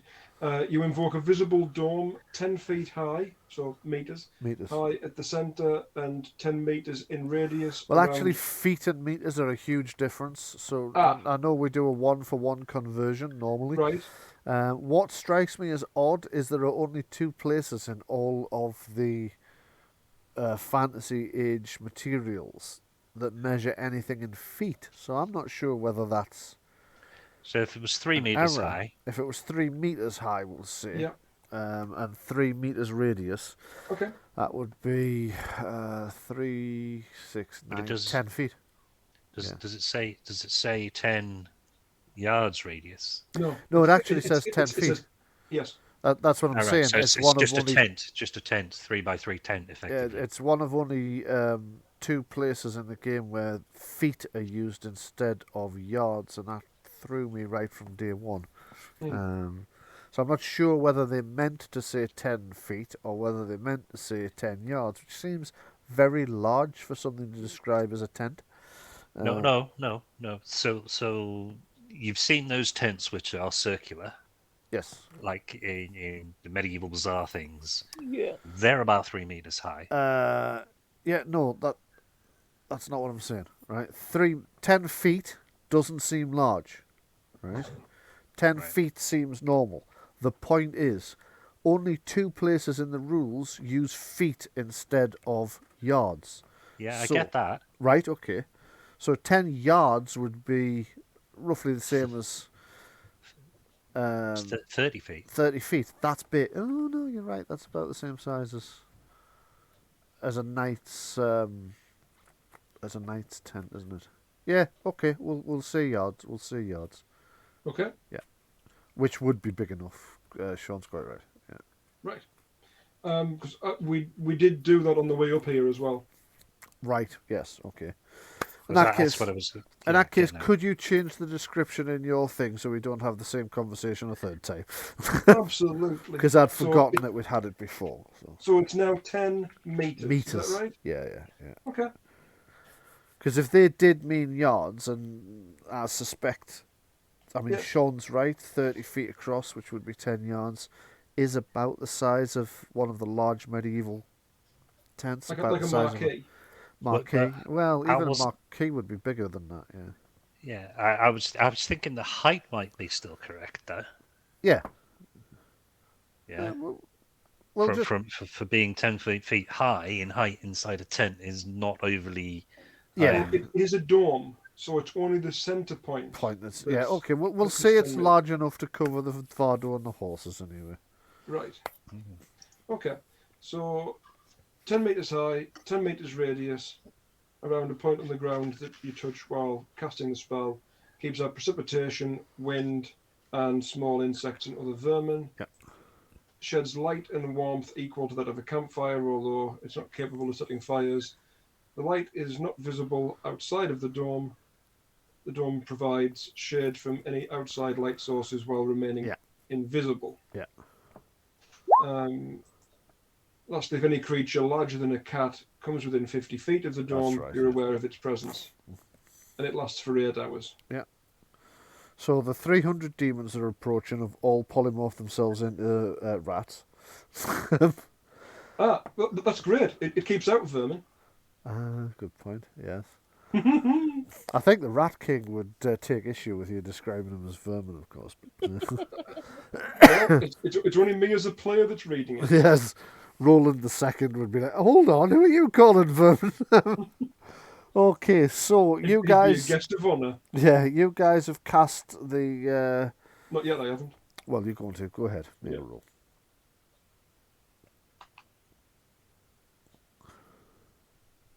Arcane Tent. No, yeah. Have target number was 11, so yes.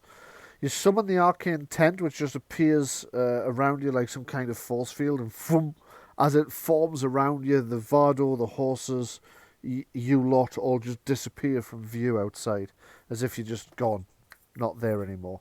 Poof. You imagine the master and the mistress, had they seen it, would probably have known what you were up to, but you know they can't have seen it because they're underground at the moment. And if they come back and you're not there, the likelihood is their first thought won't be magic tent. Their first thought will be left. So you think you're going to be fairly safe, although Kellen and Baden are going to be keeping first watch. They've just Sean's just posted that. He's off to the bathroom, but he's posted that they're going to keep watch. So you guys can all start to get a night's rest in the Vardo. Meanwhile, Mog is doing a sneaky sneak downstairs. So I'm going to hop back to Mog while you guys do the bookkeeping. So that's a full rest. So your healing will be 10 plus your level plus your... I mean, you're all up to full anyway, so it doesn't really matter. So your magic points will restore to maximum. Not the ones in the fonts, of course, but your personal magic points will. We don't actually have sufficient points to charge those things. No. No. No, unfortunately, you don't. You'd have to rest for longer than the 8 hours you're going to need to restore That's everything. right. Yeah. Okay, so Mog, what are you doing downstairs while they're all nice and cozy in their Vardo? The fire going? Oh, I have so many choices. Full dinner being prepared up there. I can't seem to move my token actually, which is weird. That is because you could a minute ago. Yeah, that's very weird. Oh, There you go. must Nice. just be frozen. Right. I want to see where this staircase comes out actually. Okay. Yeah, so you take a look up the stairs. What you notice is the stairs are abraded. So in the middle of the stairs, you can see signs of wear and tear where it's been used a lot. You can't tell whether it's been used a lot recently, not as a simple glance without a roll, but it's certainly been used often enough that the stairs have started to show wear and tear. Whether that's old or recent, you can't be sure. Okay. Creeping carefully up the stairs, I will drag you over to where that comes out, and I'll just drag you over. Tell me if we have the same problem with you being able to see anything yet. Can't see anything currently. Can't see anything Oh, currently. wait, I can now. Yeah, it's from Top where you row. guys... Right, you are. Don't worry about that. I'll delete those in a moment. I'm just going to place you... I'll sort of work out what level we're on now, though. Yes, unfortunately, you will be able to work that out without Yeah. too much difficulty now. Never mind. I'm just going to go and delete these guys. There you go. Now they're gone. So you should only see the stairs where they come out. Yeah. I'm just going to switch to your view to make sure that's the case. Yes, it is. So the stairs come out in a sweeping, arcing corridor that swings round to the left. Okay. Well, as stealthily as possible, I kind of want to peep down this corridor. Okay. Oh, what's going on? Ah! Like, every time I pick Mog up, it moves the whole map, as well as Mog. Which is Okay, weird. that is really quite weird, I mean, yes. I've had the map move before, and I've had Mog move before, but that was a new Never one. both, yeah. That is weird, because the map level's actually locked off and players shouldn't be able to move it at all, but you always seem to have the ability to do so. Clearly I'm special. Because clearly you're special, yeah. Okay, so... just switch back to your view.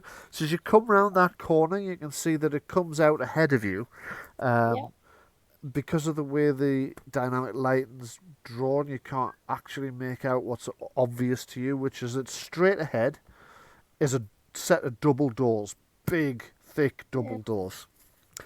The corridor seems to widen just up ahead as well. So as you get here, the corridor widens, or there is a turn to the left and right. You're not quite sure which. But here, you have a set of big, heavy double doors. Okay. Still unable to move, so may need your help here. I'd like to kind of go here and see if I can see a bit more. Flip, the dynamic lighting isn't on my side this time. It's not, no. No. Okay, I kind of wanted to have a look up and down these before I moved a square forward in case I was ambushed. There you go. I'll move you half a square forward as if you're just sticking your head out. So you peer out and you see that, like, straight ahead, as you knew, there's a double doors. to the right, there's a long passageway that leads off into darkness before you think coming to a T-junction, east and west. To the left of you, the corridor goes a short distance before widening into a room. I'm doing my sort of old school dungeon crawler map here in my notebook. Okay. Is there anything on the door? I don't plan on opening it, but I just wanted to see if there's like a sigil or anything on it, like the ones I've seen. Let me just take a look. So that's going to be room 12 on dungeon level 1. So I just need to open dungeon level 1 and scroll down to room 12.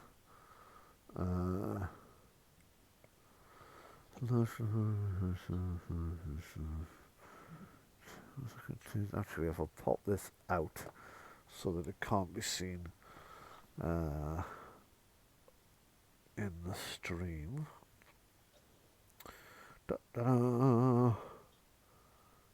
Yeah, no, it's a very plain but heavy wooden door.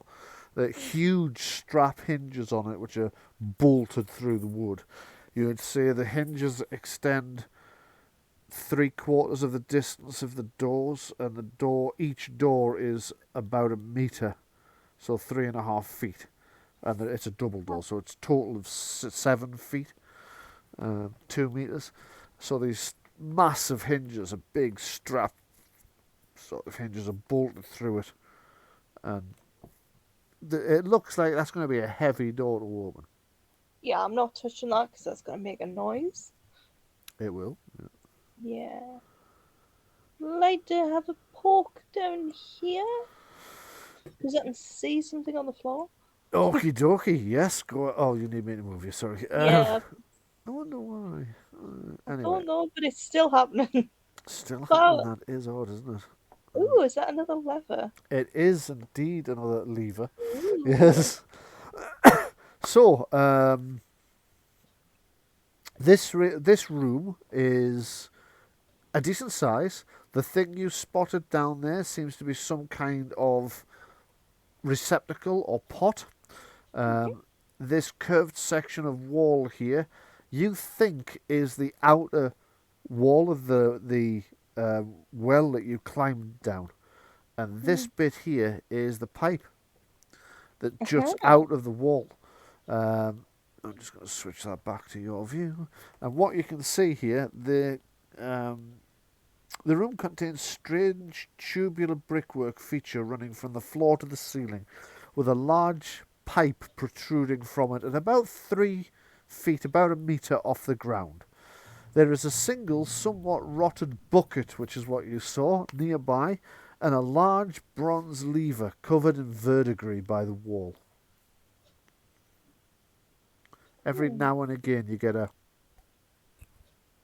drip from the... I can't actually make the noise at the moment. My beard's grown too much to do the buh thing on me.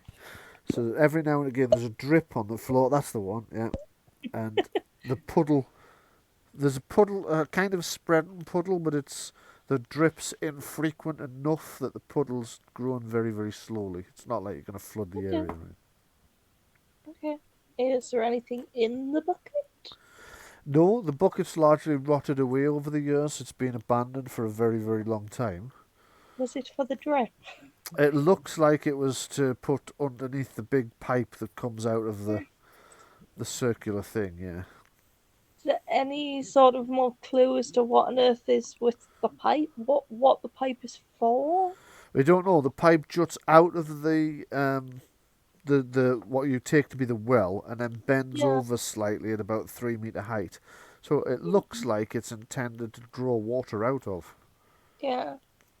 Got like indoor taps or somewhere above. Yeah, it looks like some kind of like pump network. Yeah. The only thing you can see in the room that could possibly be the actual pump part of it is that bronze lever. Yeah, which again I'm just touching because that'll make a noise. Yes. But I am noting it down. Okay. Can't quite see around this corner here. Okay, that's just an empty Wall? part of a room and some more wall. Yeah, Okay, is that just wall behind here as well? it is. Yes. Well, there's a little bit of a recess, but nothing that you need to worry about Oh, particularly. right. Just checking something because I don't know what track that should be. Danger in the dark with impacts. Right. Okay. So Sorry, if I what? just sorry, no, I'm just muttering to myself. I'm just checking which. Just danger in the dark. It's the name. It's the name of the track that should be playing but isn't. So I'm just Okay. going to find it in my list of tracks and start playing it again. Is that the really creepy one? It is the really creepy one, wouldn't you know? That's dangerous. That's dark sounds. That's dark times. Decay echoes. You've got some pleasant sounding tracks here, Ellen. Have another. There we go. So, what would Mog like to do in this creepy, damp, dark dungeon room? All by herself. Go back up this way. Okay. I'll just turn you around and move you up. Yeah, I've just attempted to do it and the same thing's still happening. It must just be this map, and I don't know why. I'm just going to check and make sure that you've got... yeah, you should have control of it, so I don't know what's causing I kind of do. But if I try and move forward, the whole map moves backwards without me. That is really strange. Try double-clicking your mouse or right-clicking your mouse, because you might have it on pan mode. Aha! There you go. It does, doesn't it? Okay, so advancing up the corridor, you see yourself closing on the first junction to the right. As you get there, you see that it is a recessed door about half a metre back. Okay. Anything on that door? Anything on the door? Let's... Sorry. No. Okay. In that case, I'm going to carry on up here. Just don't want to go opening doors, because doors make a lot of noise. Come on. They kind of do, don't they? Yeah. Okay, so reaching the end of the corridor there, you see... What? I've seen where I am. Oh, right, okay. Oh, yes, of course. Because Thingamy mode will still be on. You can see that to the right there is a doorway recessed about half a metre. To the left there's a corridor that at first you think it looks like there are some muddy boot prints there. And as you start to take a look at them, they realise that it's from your party. Uh-huh. So you've been in this corridor about down here. Yeah. Okay. In that case... And you know that at the end of it there is a dog leg where you'll find a junction with two doors. One of those doors leads to that room with the... Excuse me. Yeah. With the puzzle floor. In that case, given that there's nothing else down here that doesn't have a freaking door in the way... Hang on, was there a door there, yeah? Yes, there's a door there. Anything on it? Anything on that door, so that leads into room da-da-da. Ooh. There is a... No, there's nothing on the door. Okay. In that case, since everything's doors, I'd like to go back down to the well level. Right. Back down the stairs to the level beneath, yeah? Yeah. Okey-dokey. So I'm just going to... Meanwhile, upstairs, what's everybody else doing? Sleeping. Sleeping? Right, you are. You're all doing you a sleepy sleep in an attempt to get some of your points back. So drag you over to there. Okay, so I'll just turn Mog round for you, and then you should have full control of Mog. What would you like to do? I'd like to go back down here and investigate up this tunnel. I'm not on the bridge, I'm under it. So you're getting in the water and swimming under the bridge, yeah? Yes. Okie-dokie.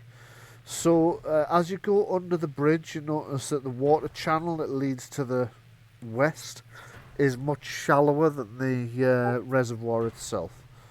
Okay. I wasn't expecting that, but okay. You are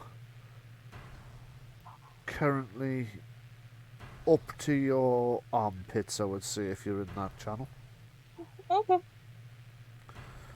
What is up here? What's up where? Up there, right. Well, there's an interesting thing, because beyond... Bed. No, it's not a bed. It is a small chamber that comes off the side of that passageway. It recedes about a metre, and inside the chamber what you find are two huge metal structures, drum-like structures, or containers of some kind, that run the north to south breadth of the room. Something very weird going on down here. Yeah. You don't know exactly what they are, but they are old and they are pitted with time has not been kind to them. No touchy touch, they sound noisy. They might be, yeah. Yeah. I'll go a bit further along here. Okay. As you head a bit further along there, you in the distance can see there is a some kind of metal gate here. Grill of some Got description. one of those levers before then, maybe. Could be. Could be. Yeah. It is currently, however, open. Ooh, okay. Yes, it is. It's open. As you are making your way, you're still in the water, yeah? Yeah, actually, I'm probably quieter in the water. Okay, could you first of all move yourself back about 3 squares, the reason for which will become apparent in a moment. Secondly, could you, since you specifically mentioned being trying to be quiet, could you give me a dexterity stealth test first, please? Can I use the Cloak of Shadows? You can, but it's more the noise I'm worried about here, so Okay. it won't give you any bonus in this instance, because it's whether or not you get heard rather than seen. Still don't actually have stealth, which I should have done by now.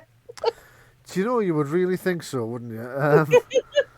So I just need to look for something I need to drag out onto the map. Give me a second. Oh no. Oh shit, I don't know immediately where it is. Just give me a moment. So you've scored 13, yeah? Yeah. So let me just have a test roll. I'm just going to whisper this from you. For reasons that may or may not become apparent later. So Hold on 2 seconds. I just need to chase my cat. I'll be 2 seconds. Okay, no problem. That will give me a little bit of time to find the thing I need to find and scare the shit out of her when she comes back. Lol. So I rolled that with Whisper on, but also it was visible to the audience, so you'll all see what the result was later, and you'll discover that it heard her by... Sorry, cat officially chased. Right. Okay, I'm just I looking for don't see a monsters. whispered roll. Well, no, obviously you didn't see a whispered roll. Why the hell am I not seeing... Why the fuck are the creatures? Hang on. Creatures? So party... Fear factor. Okay, monsters, they've all legged it. got it. Oh, I don't think this thing's going to be afraid of you. So I'm looking for... It will be. Iron... It's like a giant set of dentures. Ah. So that's the... How the fuck is it? There it is. Way! Right, you see a massive dark form appear up ahead. Oh no! Run away, run away. Oh no! No, no, no. I'm just going to zoom in on it.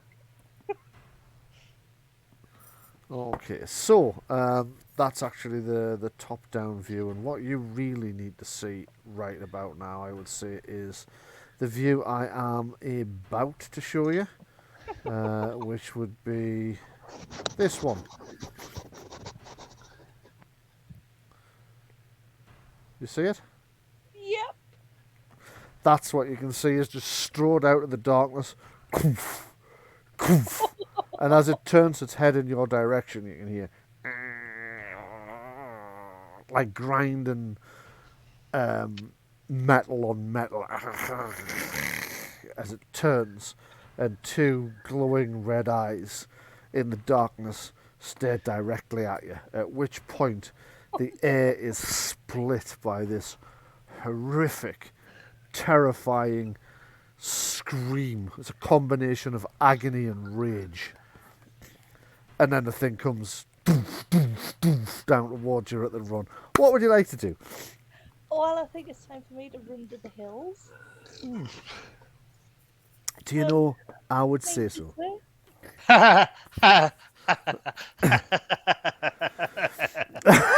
I've just realised what you're laughing at. To the hills. Yep. Sung by Iron Maiden. Yeah. So, Louise, could you give me a chase test, please, and tell me what your speed is before you do? Because if it's over 14, you'll get a bonus.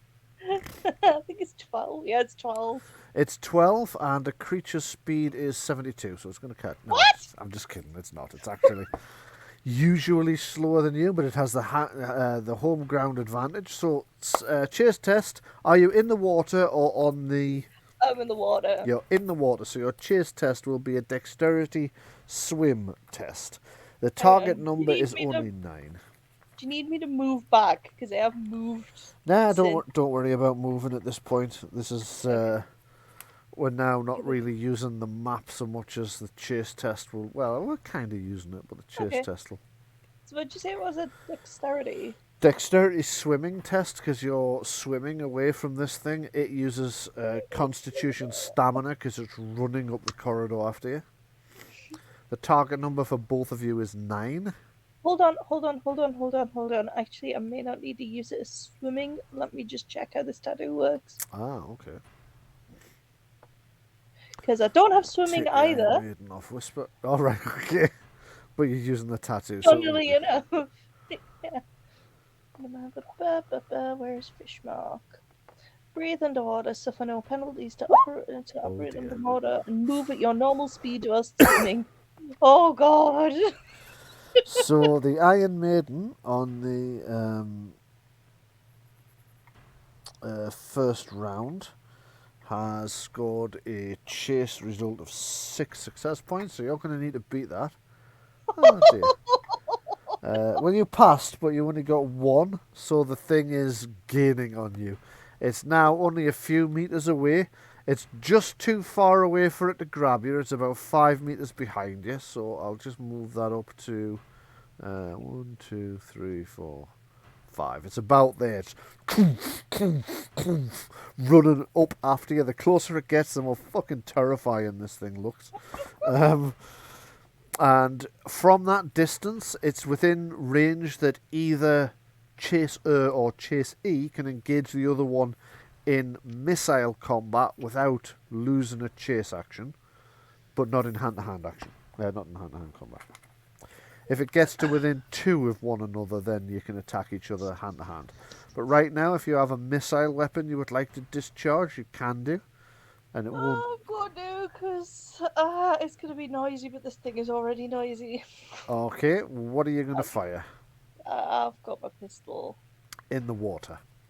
Oh, yeah. I don't have my pistol. I'm not going to fire anything. Quick question. Yeah. This is for Mog. Yeah. Yeah. Do you have any ball bearings? No, I've got 2 coconuts. How much shot do you have? Musket balls. I have no idea. They may not be. They're probably not dense enough. That is the idea. It was to throw some marbles across its path, but if that's not a thing, I don't think the lead in musket balls would be solid. No, enough. I think the lead in musket balls probably not going to be solid enough. Steel or ceramic, maybe, but not musket balls. Yeah. Okay, so Mog, go ahead and give me another chase test. Target number is still 9. If you score higher than 9, whatever is on your Stunt dice will be added to your chase result. Okay, so that's a pass. You get to add 3, so you are now on a chase test of 4. Let's just see if the Iron Maiden. It rolls an 8. It rolls an 8. I've taken Well, this it off. can't, can it? Minimum it can roll is a 10. Pretty much, yes. So it's going to pass. So it's more Oh no! a matter of what it gets on the stunt dice, isn't it? So stamina, constitution. Triple one. Mistress, stamina. Sorry, constitution, stamina. That's why. Oh shit! I have a suggestion. Yeah, go ahead. Now would be the time. Mog, how Yeah. high is the ceiling? I don't know. How high is the ceiling? Ah, good question. The ceiling is 2 meters high. Okay. Not high enough. No. The ceiling is not out of the reach of this thing. No, this Nah, thing's the- 2 meters tall. Huge. This creature's Oh, shit. nearly. Sorry, the ceiling's not 2 meters high. It's 3 meters high. It's 3 meters high. However, Still this creature is over 2 meters tall. Yeah. So its reach it'll probably have another meter, Yes. maybe Of arm. Yeah. half a meter of. Yeah. Oh, God. You look how big its arms are. Its arms are longer than half So its what body. happens is when you get to there, the creature, which is thundering along behind you, has reached you and reaches out trying to grab your head in its massive, massive fist. You can see, as if it wasn't a nightmare enough before, you can see that those glowing eyes are like the skin around them is partially rotted away, and you can just see the eyes are wide in terror. Oh no. Whatever Skin. is, yeah, It has skin. whatever is inside this metallic monster is not there by choice. It's the butler. Yeah. You have finally found the butler, the original butler. Yeah. It's going to make an attack against you. It's an unarmed attack. 19. Is that a hit? But yes. Okay, so it attempts to grab. Oh, I did say it was attempting to grab you, so that's a stunt attack, isn't it? Right, okay, so it hasn't done you any damage this round, but it's grabbed you by the head. Oh no. You can feel the grip on it is massively strong. You've got this nasty impression that if it wanted to, it could probably crush your head. What it does instead is it picks you out of the water and plonks you on the ground right in front of it and grapples you.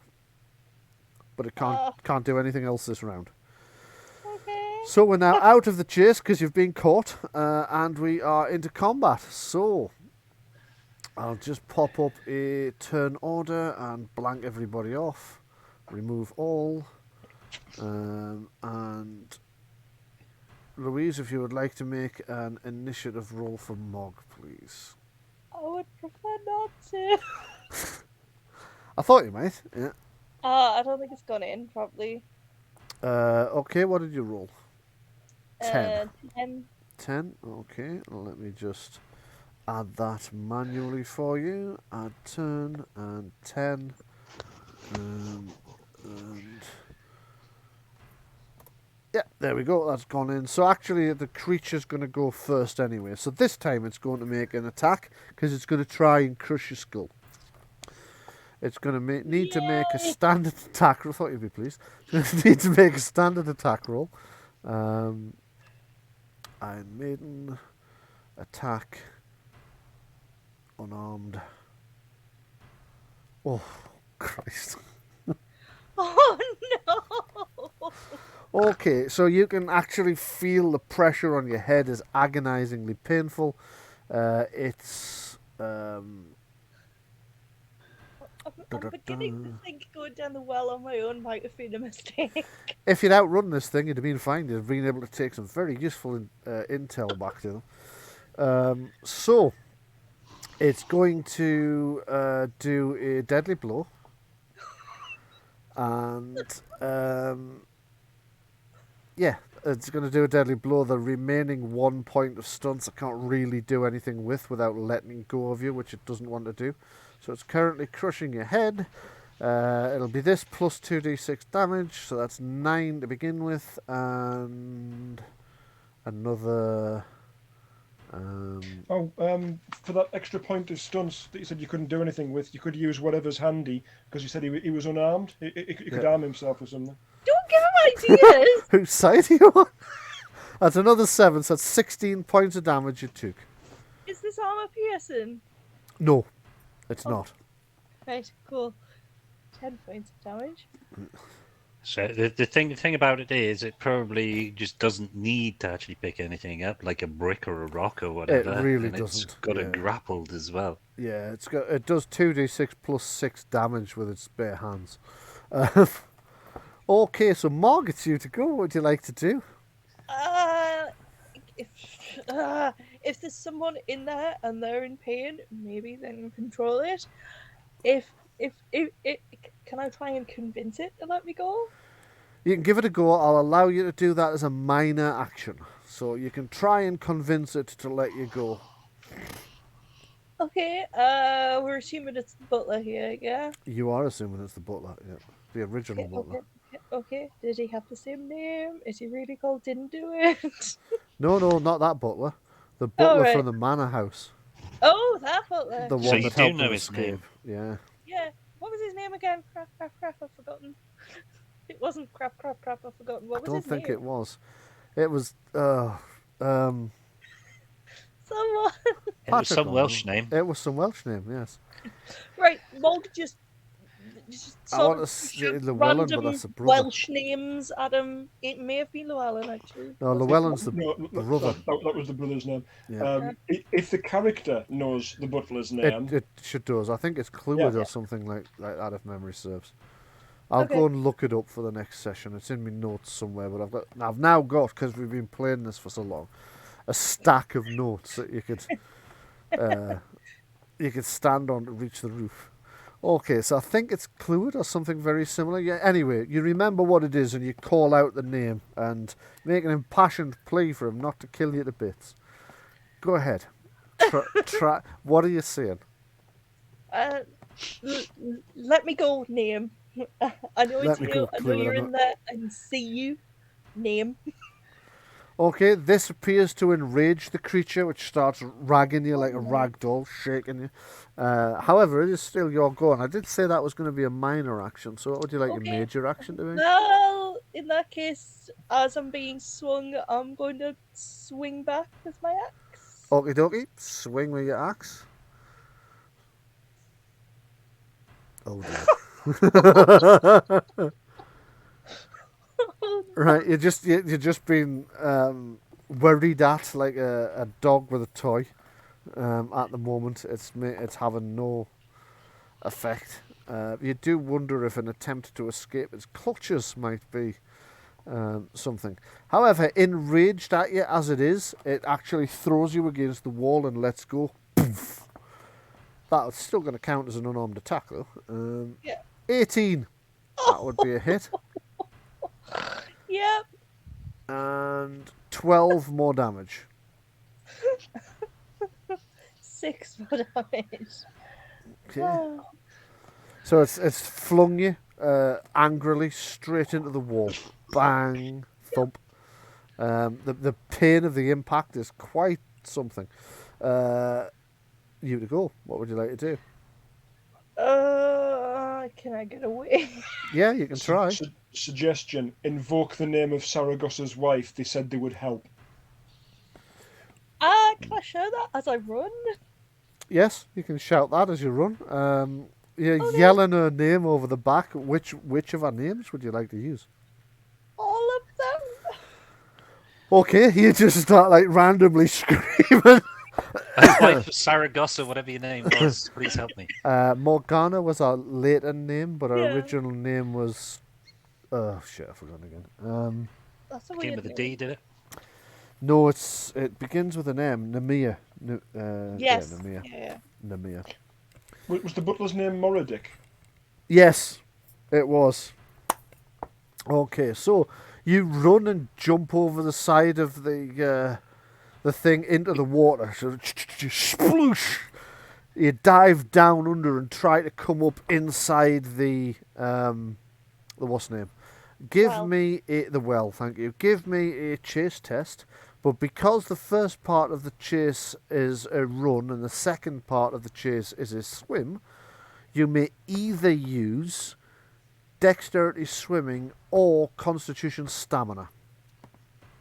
Oh, okay. I do have constitution stamina, so I'm going to use that. Okie dokie. So you've shot off in an attempt to get away from the creature, and you've scored a chase total of 4. The Where? creature. Oh, there, yeah, 4, yeah. Yeah. Okay, so. Yeah. And the creature is going to attempt to chase you. It can only... wait a minute. Please tell Right. me I can climb. So it comes thundering along here and has to try and grab you out of the water because it's too heavy for that. Oh no, it's not actually. Okay, it's the reason that's looking rickety, but it's still going to have to try and grab you anyway. So it is going to attempt to with a chase test of stamina, constitution stamina. 18, that's passed, and with a 4, that's exactly the same as yours. So as you dive under, it reaches out and attempts to grab your leg. So it's going to get an attack roll, but the attack roll will be at a penalty of 3 because of all the cover you're in. Mm-hmm.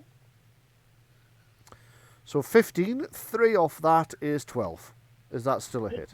Yeah, that's still a hit. Is that still a hit? Oh dear. Yeah, Right. that's exactly on. Okie dokie.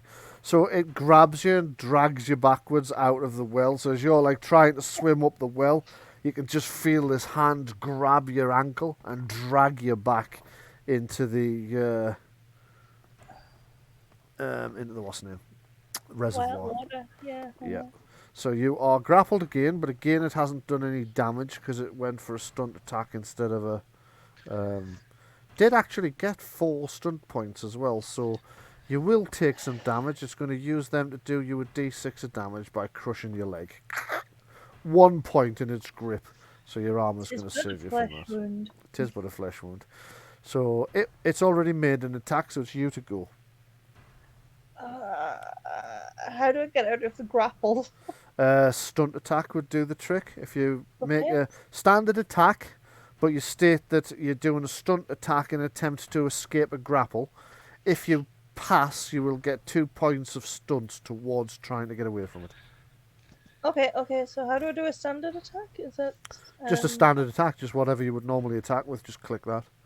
Oh, okay. Yeah.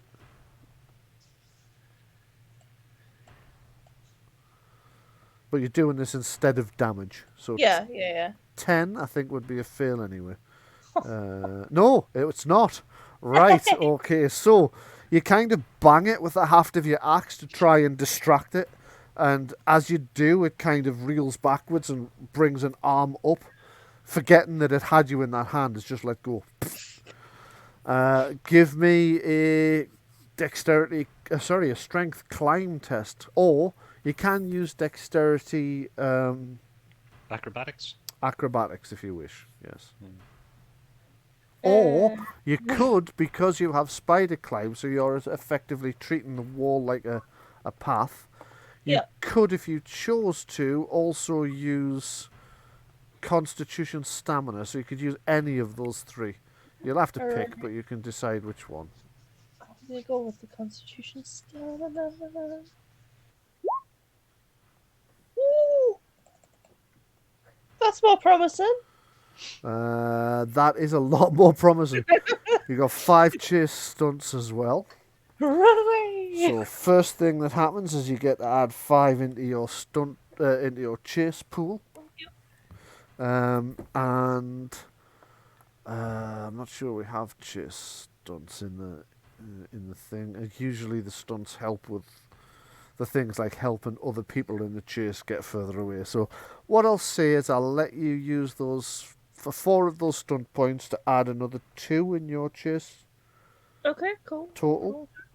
So that's 7.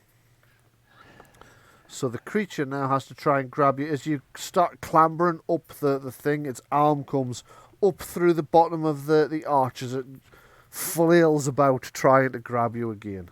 But first of all, oh shit, it can't pursue you into the water. So it will have to just try an attack roll at -3. So, oh no, shit. No, Oh, can no, it not do I'm more? wrong. It needs to make a chase roll to try and grab you before you're out of reach, and then it can make an attack roll. So it's it's failed. You've got away. So you can, as you're climbing up behind it, you can see this massive metal arm flailing about inside, trying to grab you. But after you've scuttled about a metre up, it just hasn't got the reach anymore. You can hear this agonised yell coming up behind you as this thing's frustration is unleashed. But you're scuttling away out of the well, away from it. And yell up the well. Yes. And you make it back onto the... well, first of all, I'll put you on that, and then I'll move you all to there. There you go. You find yourself clambering back out of the well, a bit the worse for wear, dripping wet, bleeding slightly, and terrified. What would you like to do next?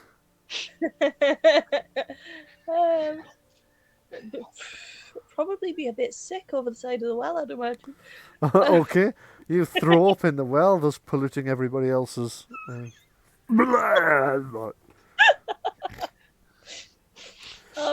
I'd like to find the rest of the party now. Okay, you look around for the rest of the party. Unfortunately, they seem to be nowhere in sight. I don't see the dome. No, because the dome's invisible. Sean, could you give me a perception seeing test, please? A perception seeing test. Considering that we said we were going to be watching. Yeah, that's why you're getting a test. Yeah. Hang on a second. Can I interject? Did we not come to the decision that yes, the dome is invisible, but it doesn't grant invisibility? No, I don't think we did. So the dome makes everything inside invisible. I mean, we mentioned earlier that when it appeared, everybody disappeared as the dome came around them. I'm pretty sure if you're inside the dome, you can't be seen. I mean, I might be wrong. It's a little bit vague, but I think... It seems really powerful for a protection spell to also grant you one of the abilities of illusion. I mean, possibly when I described you all as disappearing might have been the time to bring this up, but... I mean, it makes sense to me. Otherwise, kind of, why would you just sort of sit in the middle of a field with no... Yeah, because people it definitely says that people outside can't see the light from inside, can't see the fire. So if they can't see that, I'm pretty certain they can't see you guys either. Plus, that ties it in with the spell I suspect they're ripping off from D&D. I do also think that we had this discussion before. Uh-huh. And I can't remember exactly what the ruling was at the time, but I'll research that after this session. Uh-huh. Anyway. Yes, anyway. Kellen passed so you can see Mog climbing out of the well and running towards you, sort of covered in blood and water, and she's soaking wet and she's bleeding. Mog's like trying to do that bit from Star Trek film with the whales where she's tapping around in the field looking for the invisible. Right, you are. Well, you know roughly where you were left. Yeah, so I know where the party was, so Yeah. if I run into where it was and there's a wall there, I know. Yeah, yeah. Assuming it's a wall and not fabricy feeling. Yeah, I would imagine it feels more like a wall. Yeah. Let me in. Need a plaster, please. Okay, so Sean, what are you doing? Well, yeah. I'll step out and. Okay, so half of Kellen appears and grabs you, drags you back into the dome, the protective dome. Just as a surprise. Mm-hmm. There you go. You thought that was scary? So, whilst bleeding all over the place, I will say what was down the well, with particular emphasis on the giant clanky death robot. Yes, that giant clanky death robot. That's a good a description as any. From the description she gives you, it sounds like some kind of massive metal monstrosity that has some thing or some body trapped inside it. Mm. Mm. What I will say as well, if that's a well, it has a heck of a lot more down there than water. Yes. Okay. And what else was down there? Does it connect up to where we were? Oh, yes, other side of the tile puzzle. Ah. And there's some stairs in the well, and at the bottom of the well that lead up to that part of the dungeon. Right. So where was the clunky metal monster? That was in the well. That was So down in the well section on the lower section. Yeah, if we go down that way, there is a very good chance we'll run back into it. There are levers down there, and I suspect some of them open and close the grates around there. So we may be able to trap it behind one if we know it's there, provided that's what that lever's for. But I didn't touch it because I thought it would make a noise. Okay. Right. And then made a noise anyway. It's a big nasty monster. Yep.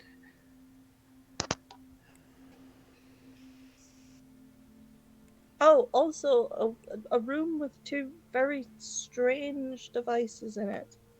I mistook them for beds when I first walked in, but they're nothing like beds. Yeah, kind of big metal. Oh, I think it's just twigged to me what they are. Go on then, what do you think they are? Is it some kind of battery? I mean, it might be the big sort of tubular shaped things that run from one end of the room to the other. Is it like some kind of hydraulic battery kind of system? You would need to have engineering to know the answer to that one. I don't. Because it's slightly above the average tech level for the time, so I would say that this is one of those occasions where I would say you would need to have the focus in order to answer the question. Okay.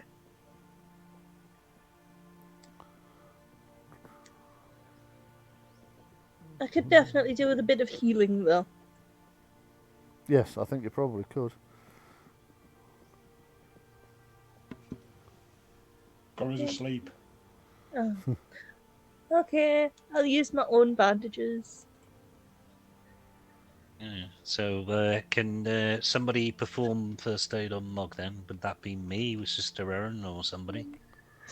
Yeah, anybody can try a first aid. I mean, Sister Erin can do it if you like. Yeah, she's probably better equipped to do it than I am. Yeah, she probably is actually. So let's just have her character sheet open. If she has a full character sheet with being She does. She does, right? Yeah. She doesn't have healing though. But what's her intelligence? That.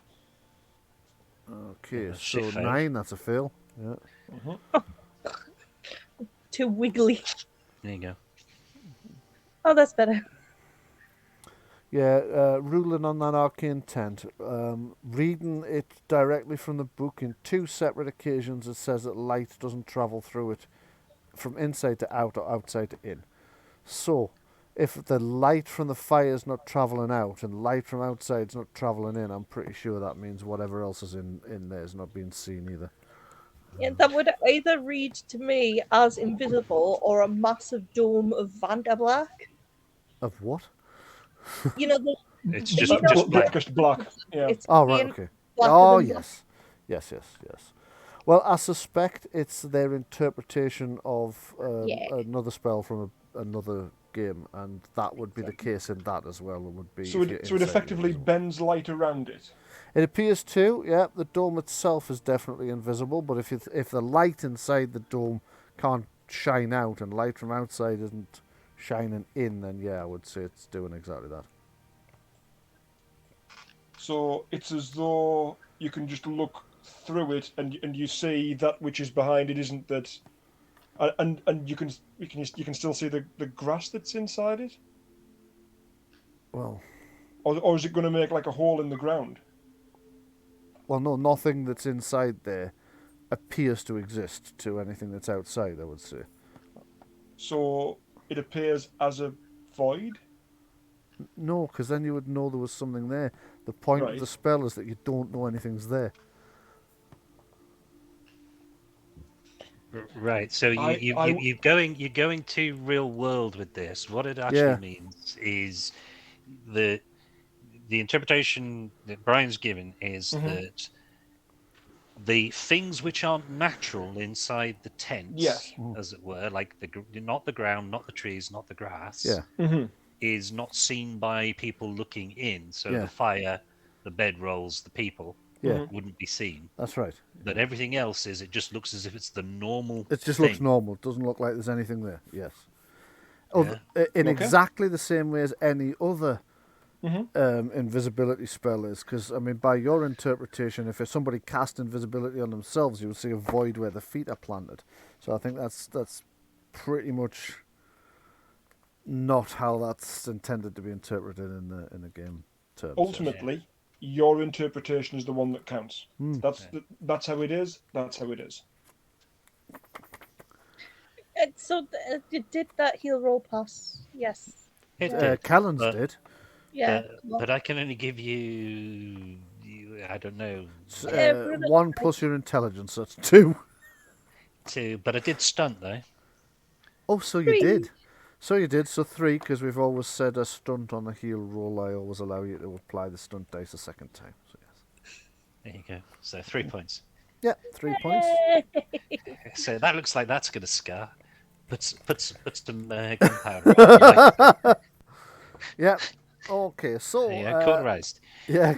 So Marcus returned with a lot of injuries she didn't have when she went away, a bit of a chill, and a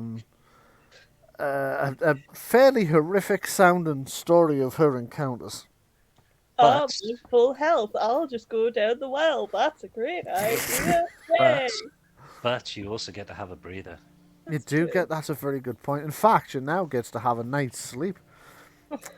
So you are going to get well, first of all, you get the breather back, which is 5 plus your constitution plus your level. And then you get a night's sleep, which is 10 plus your constitution plus your level. Cool. That will take me up to full. So you wake up in the morning with just a splitting headache and some bruising where the creature grabbed you.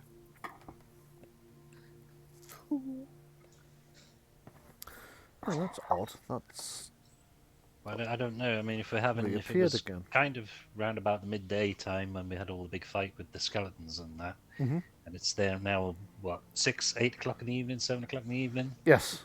It's obviously getting dark because we're in the. It's starting to get dark again. Yes, just as Do- your dome of the magical tent things disappears, Right. and therefore you all become visible again. Yeah. So what do we want to do now? Is the question. Fully rested. We've had Fully rested. Yeah. right. So we're fully charged. Yep. Ouija So board. all your magic points are back. Yep. You've done the full night's healing. I don't know if there's anybody that's still injured after that, but if they are, they're gonna have to worry about that separately.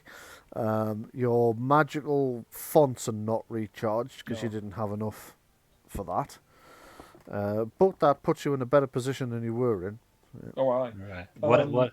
Yeah, I was going to suggest that the Vardo make its way outside the wall. Right, yes. So you're going to send Sister Erin and Baden off to a point a couple of miles away in relative safety, presumably. That was the idea. Yeah. Okay. Get them off the grounds. Yeah. If They are that's applicable. quite vulnerable whilst parked there, it has to be said. Jesus didn't take them long to take that suggestion, did they? Zoom. You heard the story, man. Bye. See ya. They went, Iron Golem, Yes. I am out here. Yeah. Big, gigantic, killy machine with bloke being eternally tortured piloting it. Yeah, see you later. This sounds very much like a you problem, not an us problem. Didn't realise. Poor Baden's been left behind. Oh, has he? He's So he running has after that. it. Ah, Wait wait for for me! Okie dokie. So, you guys are all left behind outside the tower. Have you noticed how the music sounds much more light and cheerful and chirrupy now, despite No, all the I don't have horrors any beneath? music for some reason. All right, okay. Right. So, how are we doing this? Are we going in the front door and up to the room? Yes. Yeah, that's with the Ouija board. Okay. By front door, there are actually a couple of different possible explanations for what you meant by This that. one. Which? Yeah, that one over there. That one there? Yeah. Yeah. Okay. The main entrance. The main entrance. Okie dokie. So you can head yourselves up towards that. I just need to check something on the dynamic lighting. Yes, that's fine. And I still appear to be on the dynamic lighting. I'm just going to close these that I'm probably not going to need at the moment. And okay, so you head up to the front door, which you discover is locked. Possibly not surprisingly. Locked. Yep. Okay.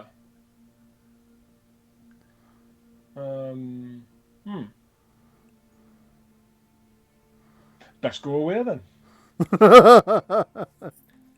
Just what are you going to do? Just set the whole place on fire and then leave? Because locked doors, we take that very seriously and respect that. Boom. That's you just blowing the door in. I take it. Is it? He's going to blow the bloody door off. That is me describing my usual approach to locked doors. Ah, right. However, okay. There are several other doors around the building, of course. I mean, we're not going to go check and make sure every door's locked. If they've locked this one behind us, likely that they've secured the place in the intervening 8 hours, and probably mage locked them as well. We do need Mog to try and lockpick it. Let's see. Sesame. Nothing happens. Saragosa. Nothing happens. In Helen. Ah, now when you say that, nothing happens. And Halia. Still nothing. Name of the demon. Yeah, Dagrath. Dagrath. Nothing happens. Don't say it 3 times in front of the mirror. Orcus. Still nothing. Okay, where's Mog at? Louise has given us a BRB. So she has, sorry. Yeah. Sorry, didn't notice. I'll just move her over. I can roll for Mog's lockpick if you'd like. If it's also... Well, hang on, check for traps first. Good point, yes. I don't think she'd ever forgive me if I'd said, I just had Mog pick the lock, but she didn't check for traps, so our head's like 3 foot over there, and I think I might be in a little bit of trouble. So let me just have... There we go, Mog. Character sheet.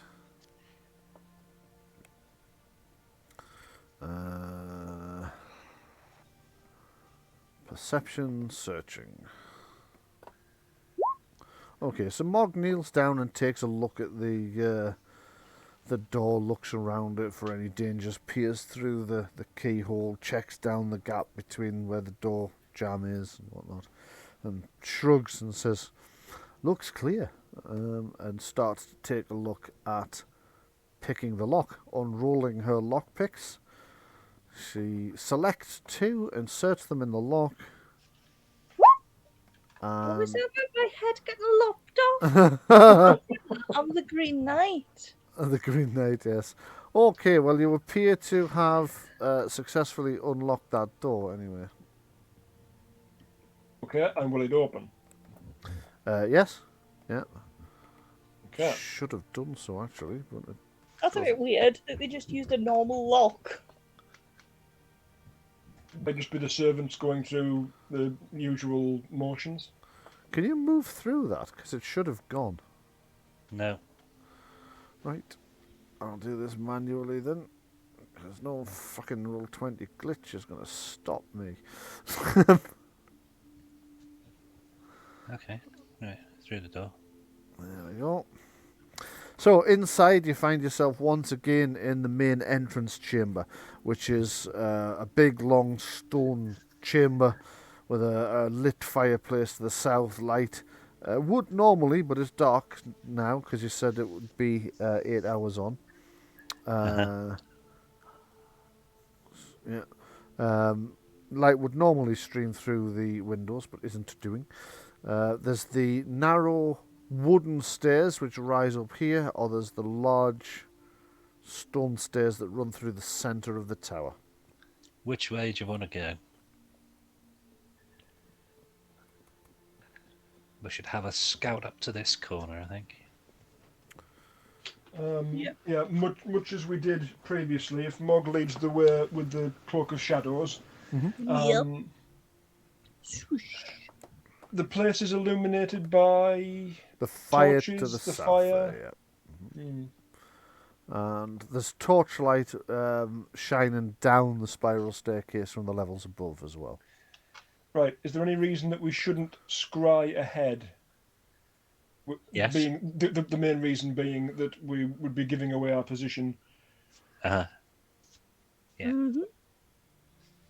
Is that a sufficient trade-off to know if we're going to get ambushed?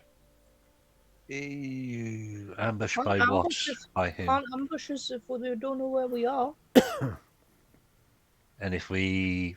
Oh, somebody scouts ahead Okay. to a degree, yeah. Yeah, okay. Okay, you're going to scout ahead again because that went so well with the well. Yep. I'll be our meat shield. Okay, That wasn't scouting ahead. That was splitting the party. At which point do the two diverge? That's an interesting question. Okay, so give me a If we're not dexterity. within shouting distance. That's a fairly a fair definition, I think.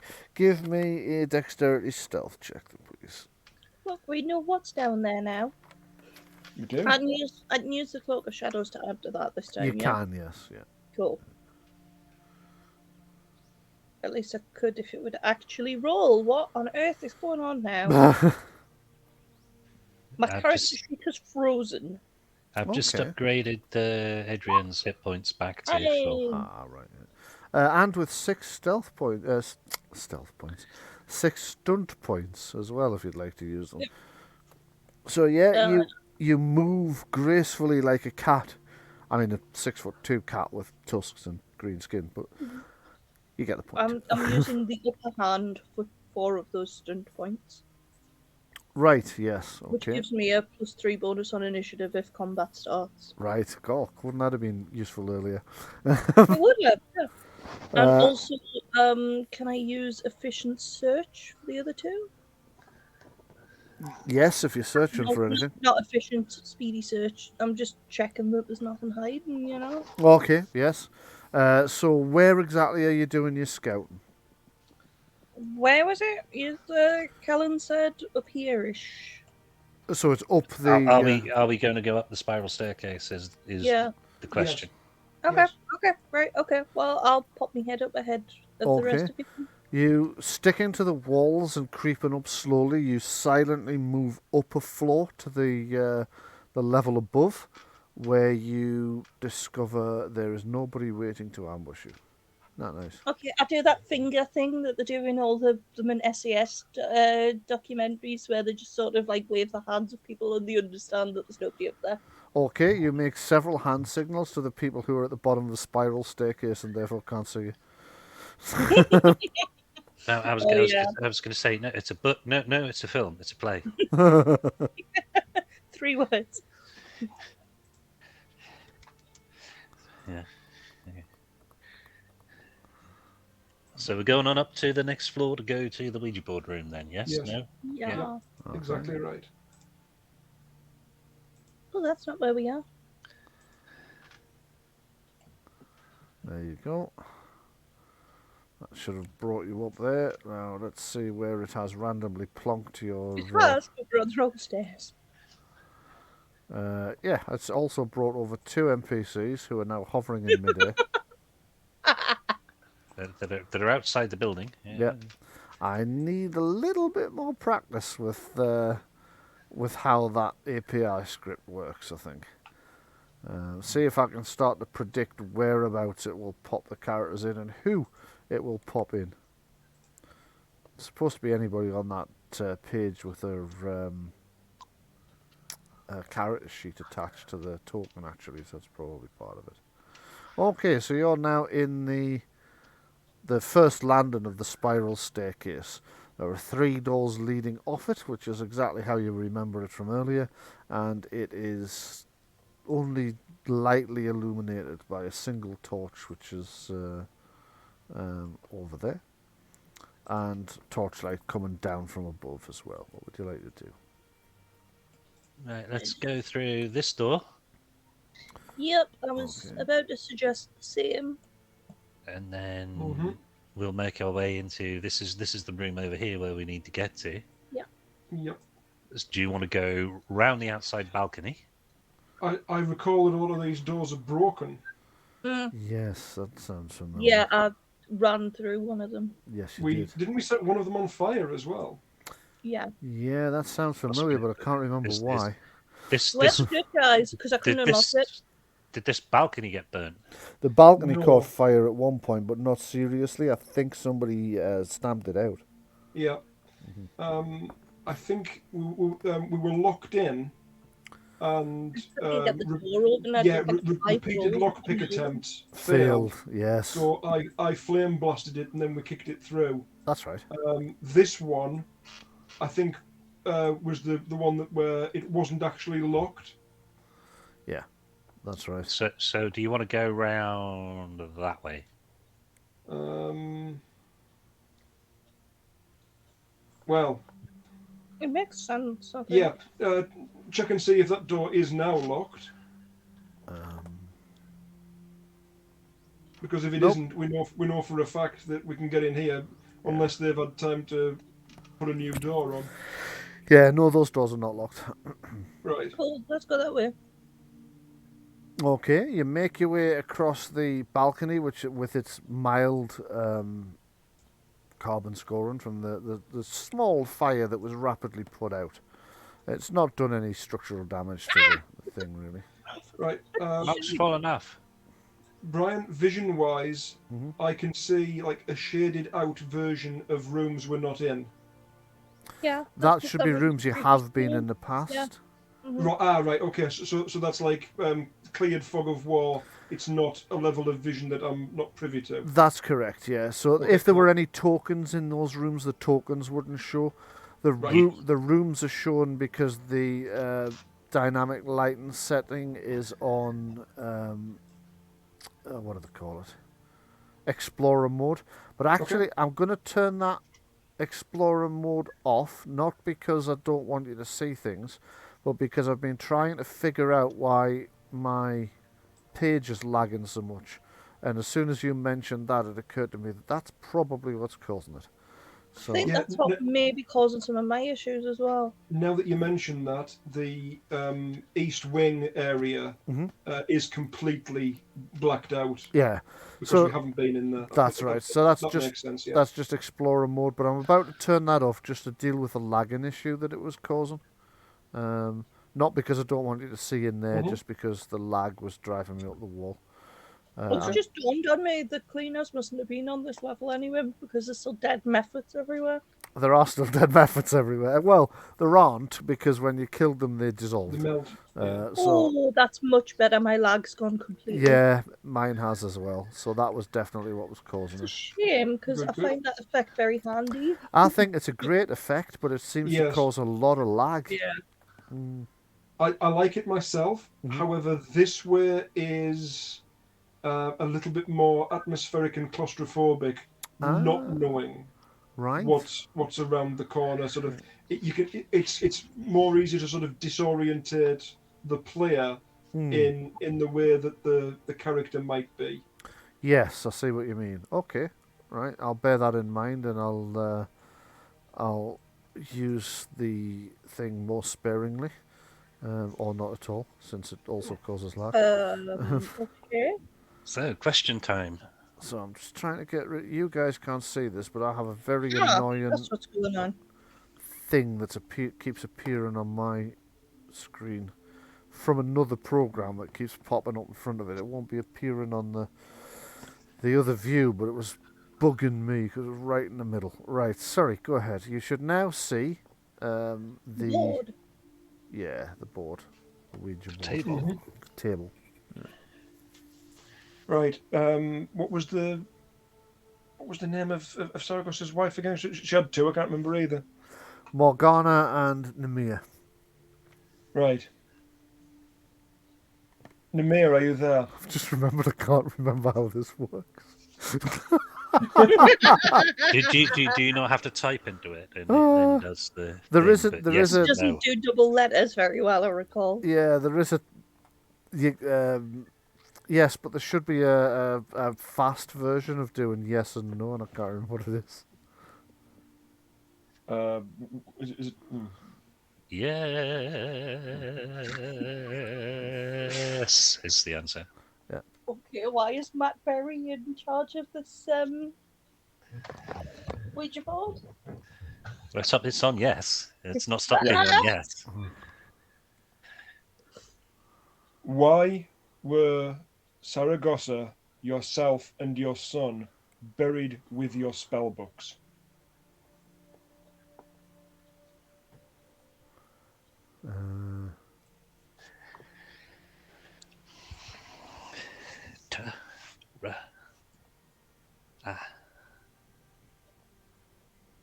Tradition.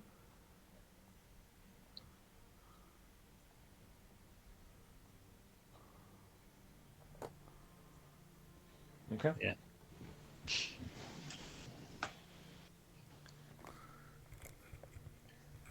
Are they cursed?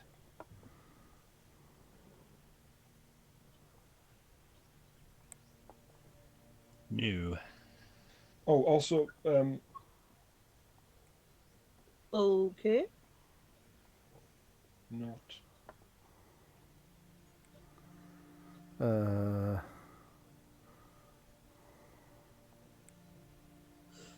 Not those.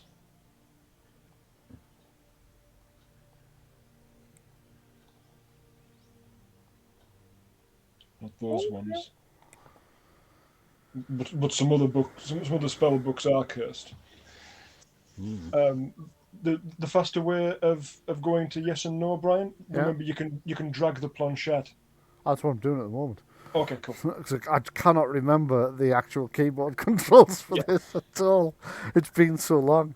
I thought I would just remember them, and when I got here, I was like, shit, I can't. Okay, so yeah, some of the spellbooks are cursed. Yes. Can we help the butler, the real one?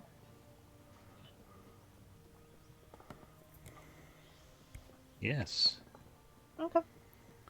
Where has the master gone?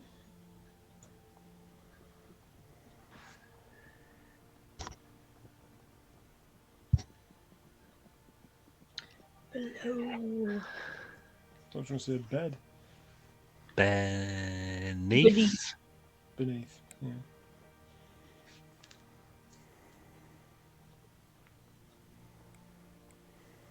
Okay.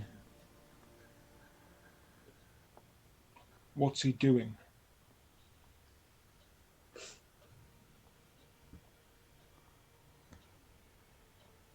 Escaping. Huh. Yes. Yeah.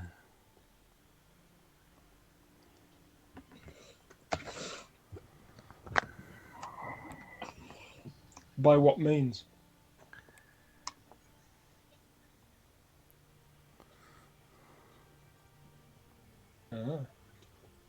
Magic. Okay. What, seriously? Yeah. Okay. Well, it could have gone through the portal, but didn't. So That is magic. Yeah, they've got something else down there as a means of escape. Maybe he's got to prep a ceremony. How do we help the butler? Kill him. That was the I mean, that's all. death. Okay. Yeah, It is the natural order. Fair, fair.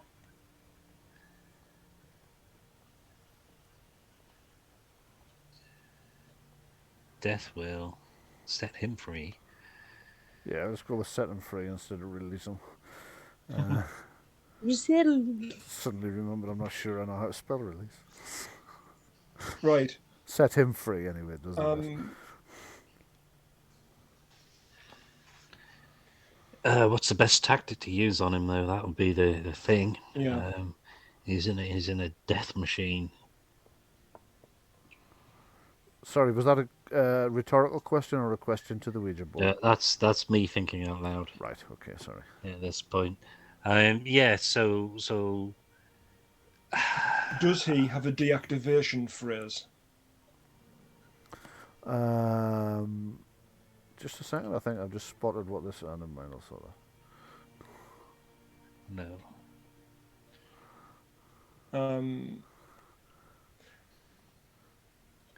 If suspend enchantment is used on him, will it work?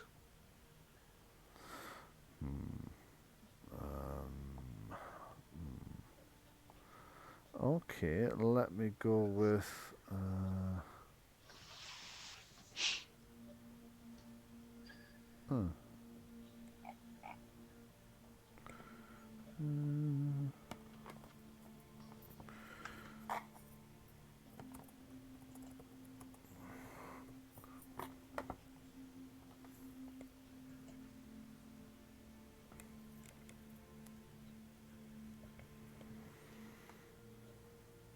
Fair enough. As you might have guessed from the change in the speed, I've remembered how this works. Yep.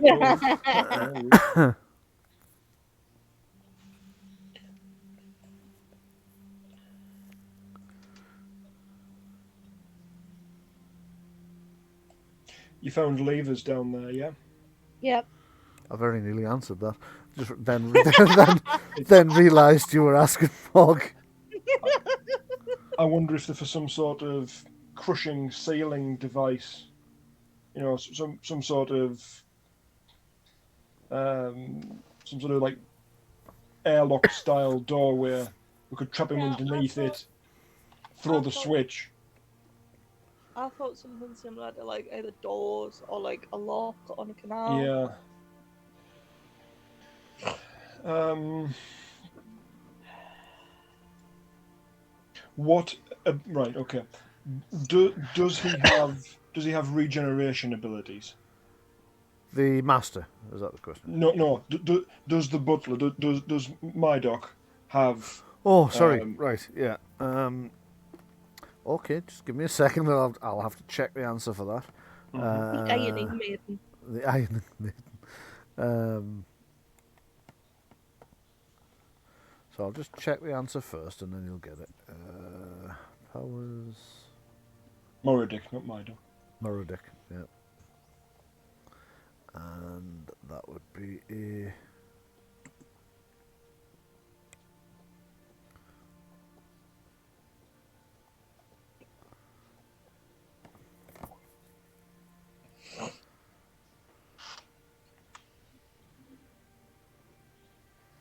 I take it from the silence nobody was looking at the screen when the answer came in.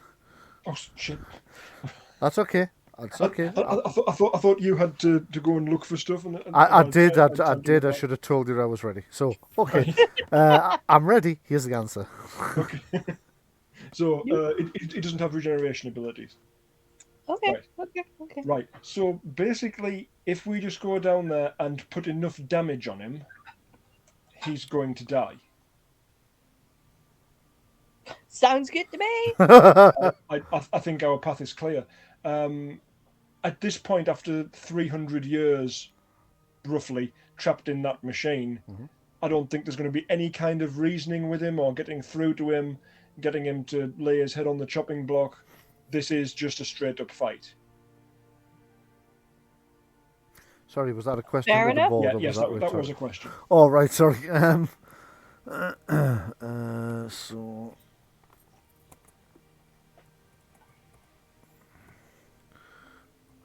trying to remember to... The other question is...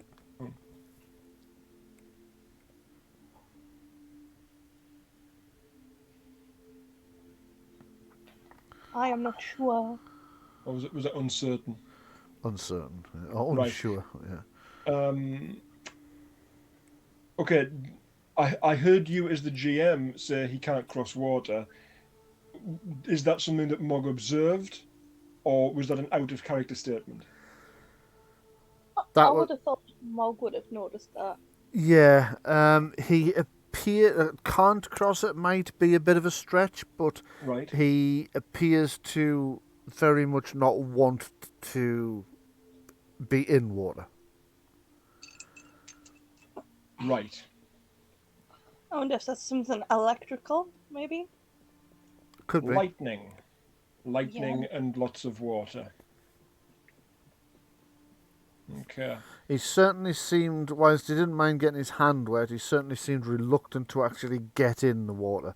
At every available opportunity, he stayed with his feet on the ground and didn't get into the water. Imagine something as heavy as that probably doesn't float well. That's a good point, yeah. Is he powered by lightning magic? No. Good. Okay. That means if I throw lightning at him, he's not just going to get stronger. No, but it might bounce off him. Oh, that's entirely possible. What I'm wanting to avoid is charging him up further. Yeah, accidentally healing him with it. Yeah, exactly. Yay, we've got him down to 50%. Now I'm going to hit him with it. Oh, shit. Re-energize. Is he undead? Oh shit, I never thought of that, because if he is, then that should have given me a You did describe his eyes No. Okay. as being decayed, the flesh around his eyes. He's not undead. How long was he? Is the original butter? So he's been in that thing for 200 years. No. This is part of the previous answer. Not exactly. I Yeah, presume that was supposed to be. Not exactly undead. Right. Yeah, and then you asked about has he been in there for 300 years? Yeah, or whatever time it is. Yeah, so he's been in there all that time. Why was he put in there in the first place? Right, I'm going to have to spell this one out, so just bear with me a second. And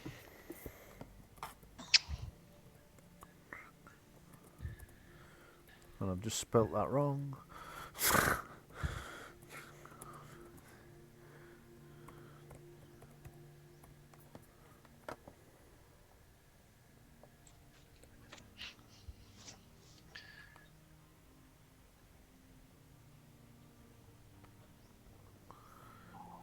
A trick of the demon. Right, okay. Unrelated question. Are you okay? Are you all okay with us having your spell books? Okay. Hold on, there's more to that. Ooh, what happened there?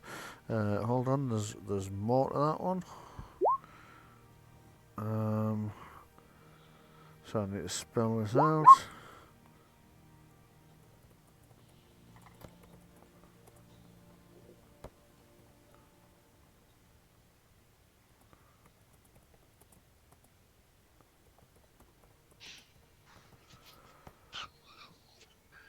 There we go.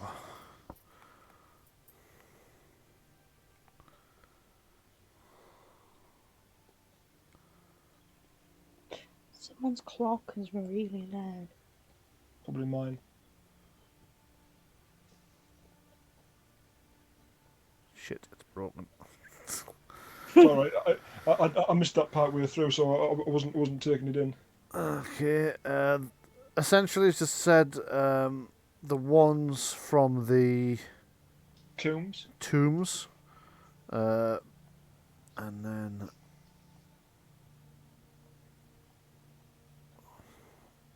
But not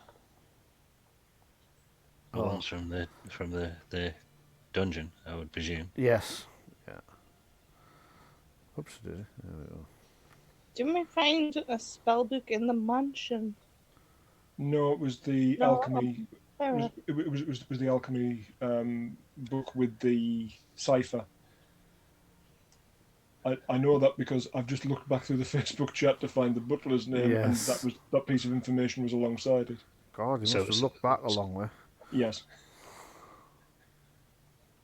Yeah, it's not the ones from this particular Yeah. cellar dungeon or whatever you want to call it Yes. going on. So Right. our best option then would be to burn those. If we find any spell books in the dungeon here, we burn them. Yeah. Right.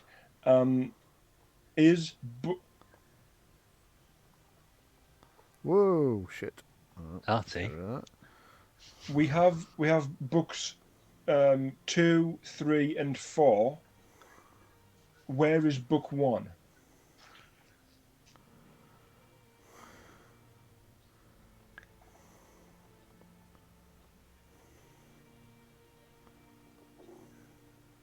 Do dot.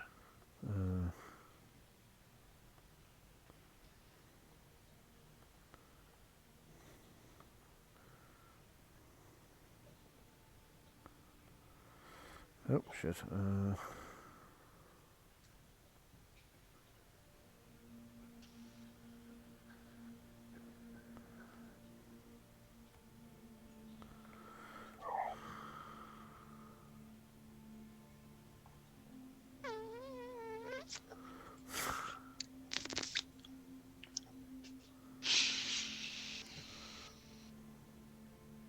Was that the answer?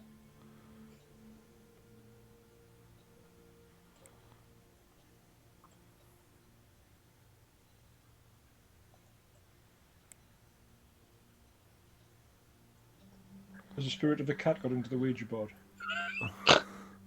Why? Because we had, hang on, it was A really weird noise. the DOD, The That- DOTD came up. DOTD, that. Or DODT. Yeah. Yeah, or whatever. Not what? I'm not sure what you're telling us there, because that's not what I put in. That's all that came up. That's all we saw.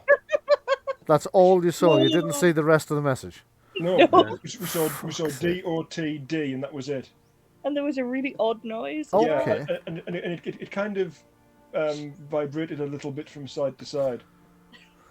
I mean, Okay. If the message is DOTD, that's Day of the Dead, as far as I'm aware. Yeah, okay. The answer to the question, then there must be something seriously wrong, because Yeah. I was dragging that manually and you still didn't see it. Because the message was quite a long one. Oh, The God. message was right. The question was, "Where's book 1?" Yes. The answer was, "Don't read book 1. That is the cursed book." Ah. Instead, to we know. got the cursed abbreviation. Instead, you got the cursed abbreviation. Day Yeah. of the Dead. Okay. It's Ash. You need to open the book and say these words. Yes. Katu Barata Nikto. Right, okay, in that case, is there a book 5? Right. Tell me if you can see this moving. Yeah. Nah. Oh, I don't know No, why I there's a- didn't just do that, really, but there you go. no. Oh, There is shit. no book 5. We've got all we're getting, basically, and book 1 needs to be destroyed. Right, we need to go and destroy the butler right now. He's suffered long enough. He's outside of the natural order, and it's pretty much anathema to me as a priest of Paylor. Let's go. Well, that's a good point. Yes, I suppose it would be. Mhm. Okay, so just for no, I don't need to know that. I do already know that. I've made a note of it. Right. Okay. So, having conferred with what you assume to be the spirit of I forgot her name again. Namira. Thank you, Nymira. Even though I've used the name like 4 times during the course of the game. Having consulted with her spirit, you are convinced that the next move will be to destroy the butler's cursed existence within the Iron Maiden, the bizarre contraption that, from what you can gather from the conversation with the spirit, appears to have been a trap all along that he was drawn into by the demon. Exactly what they thought they would, or exactly what Saragosa thought he was doing in constructing it. You're not sure, but whatever it was, it's not what actually happened.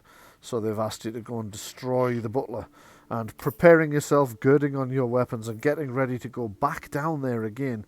Which route are you going to be taking to get back down to the there? And I'm just going to drag you back over to level 2.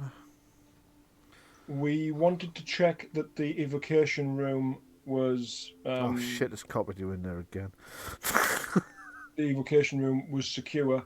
So why don't we go down via the secret passage stairs? Gonna head for the secret passage stairs. Yeah. Okay. Make sure all the mage locks are intact. Yeah. Okay. And then head across the puzzle floor, because we heard the screams on the other side of that room, and Mog said that she found footprints of ours. Yes. So it married up at that point. Yeah. Plus the butler is perhaps still looking in the direction he last saw Mog, so we might get the drop on him from the opposite way. So it seems like as good a plan as any, better than most. Okay, so you prepare yourselves to leave on your quest to hunt down this monstrosity that's been created out of the poor butler. As you leave through the doorway out from the Ouija board room, we'll draw a veil over it and call that a week. Okay. And we'll come back next week and pick up from there. So thank you very much for joining me for the game today. Hope you enjoyed it. Absolutely. Excellent. And thank you to everybody at home for tuning in. I hope you enjoyed it as well. We'll be picking up from there as the party descends once more towards that accursed place beneath the tower in an attempt to free the butler from his terrible, terrible fate. In the meantime, you all stay safe, take care, and we will see you back here again next week. Bye for now. Bye-bye.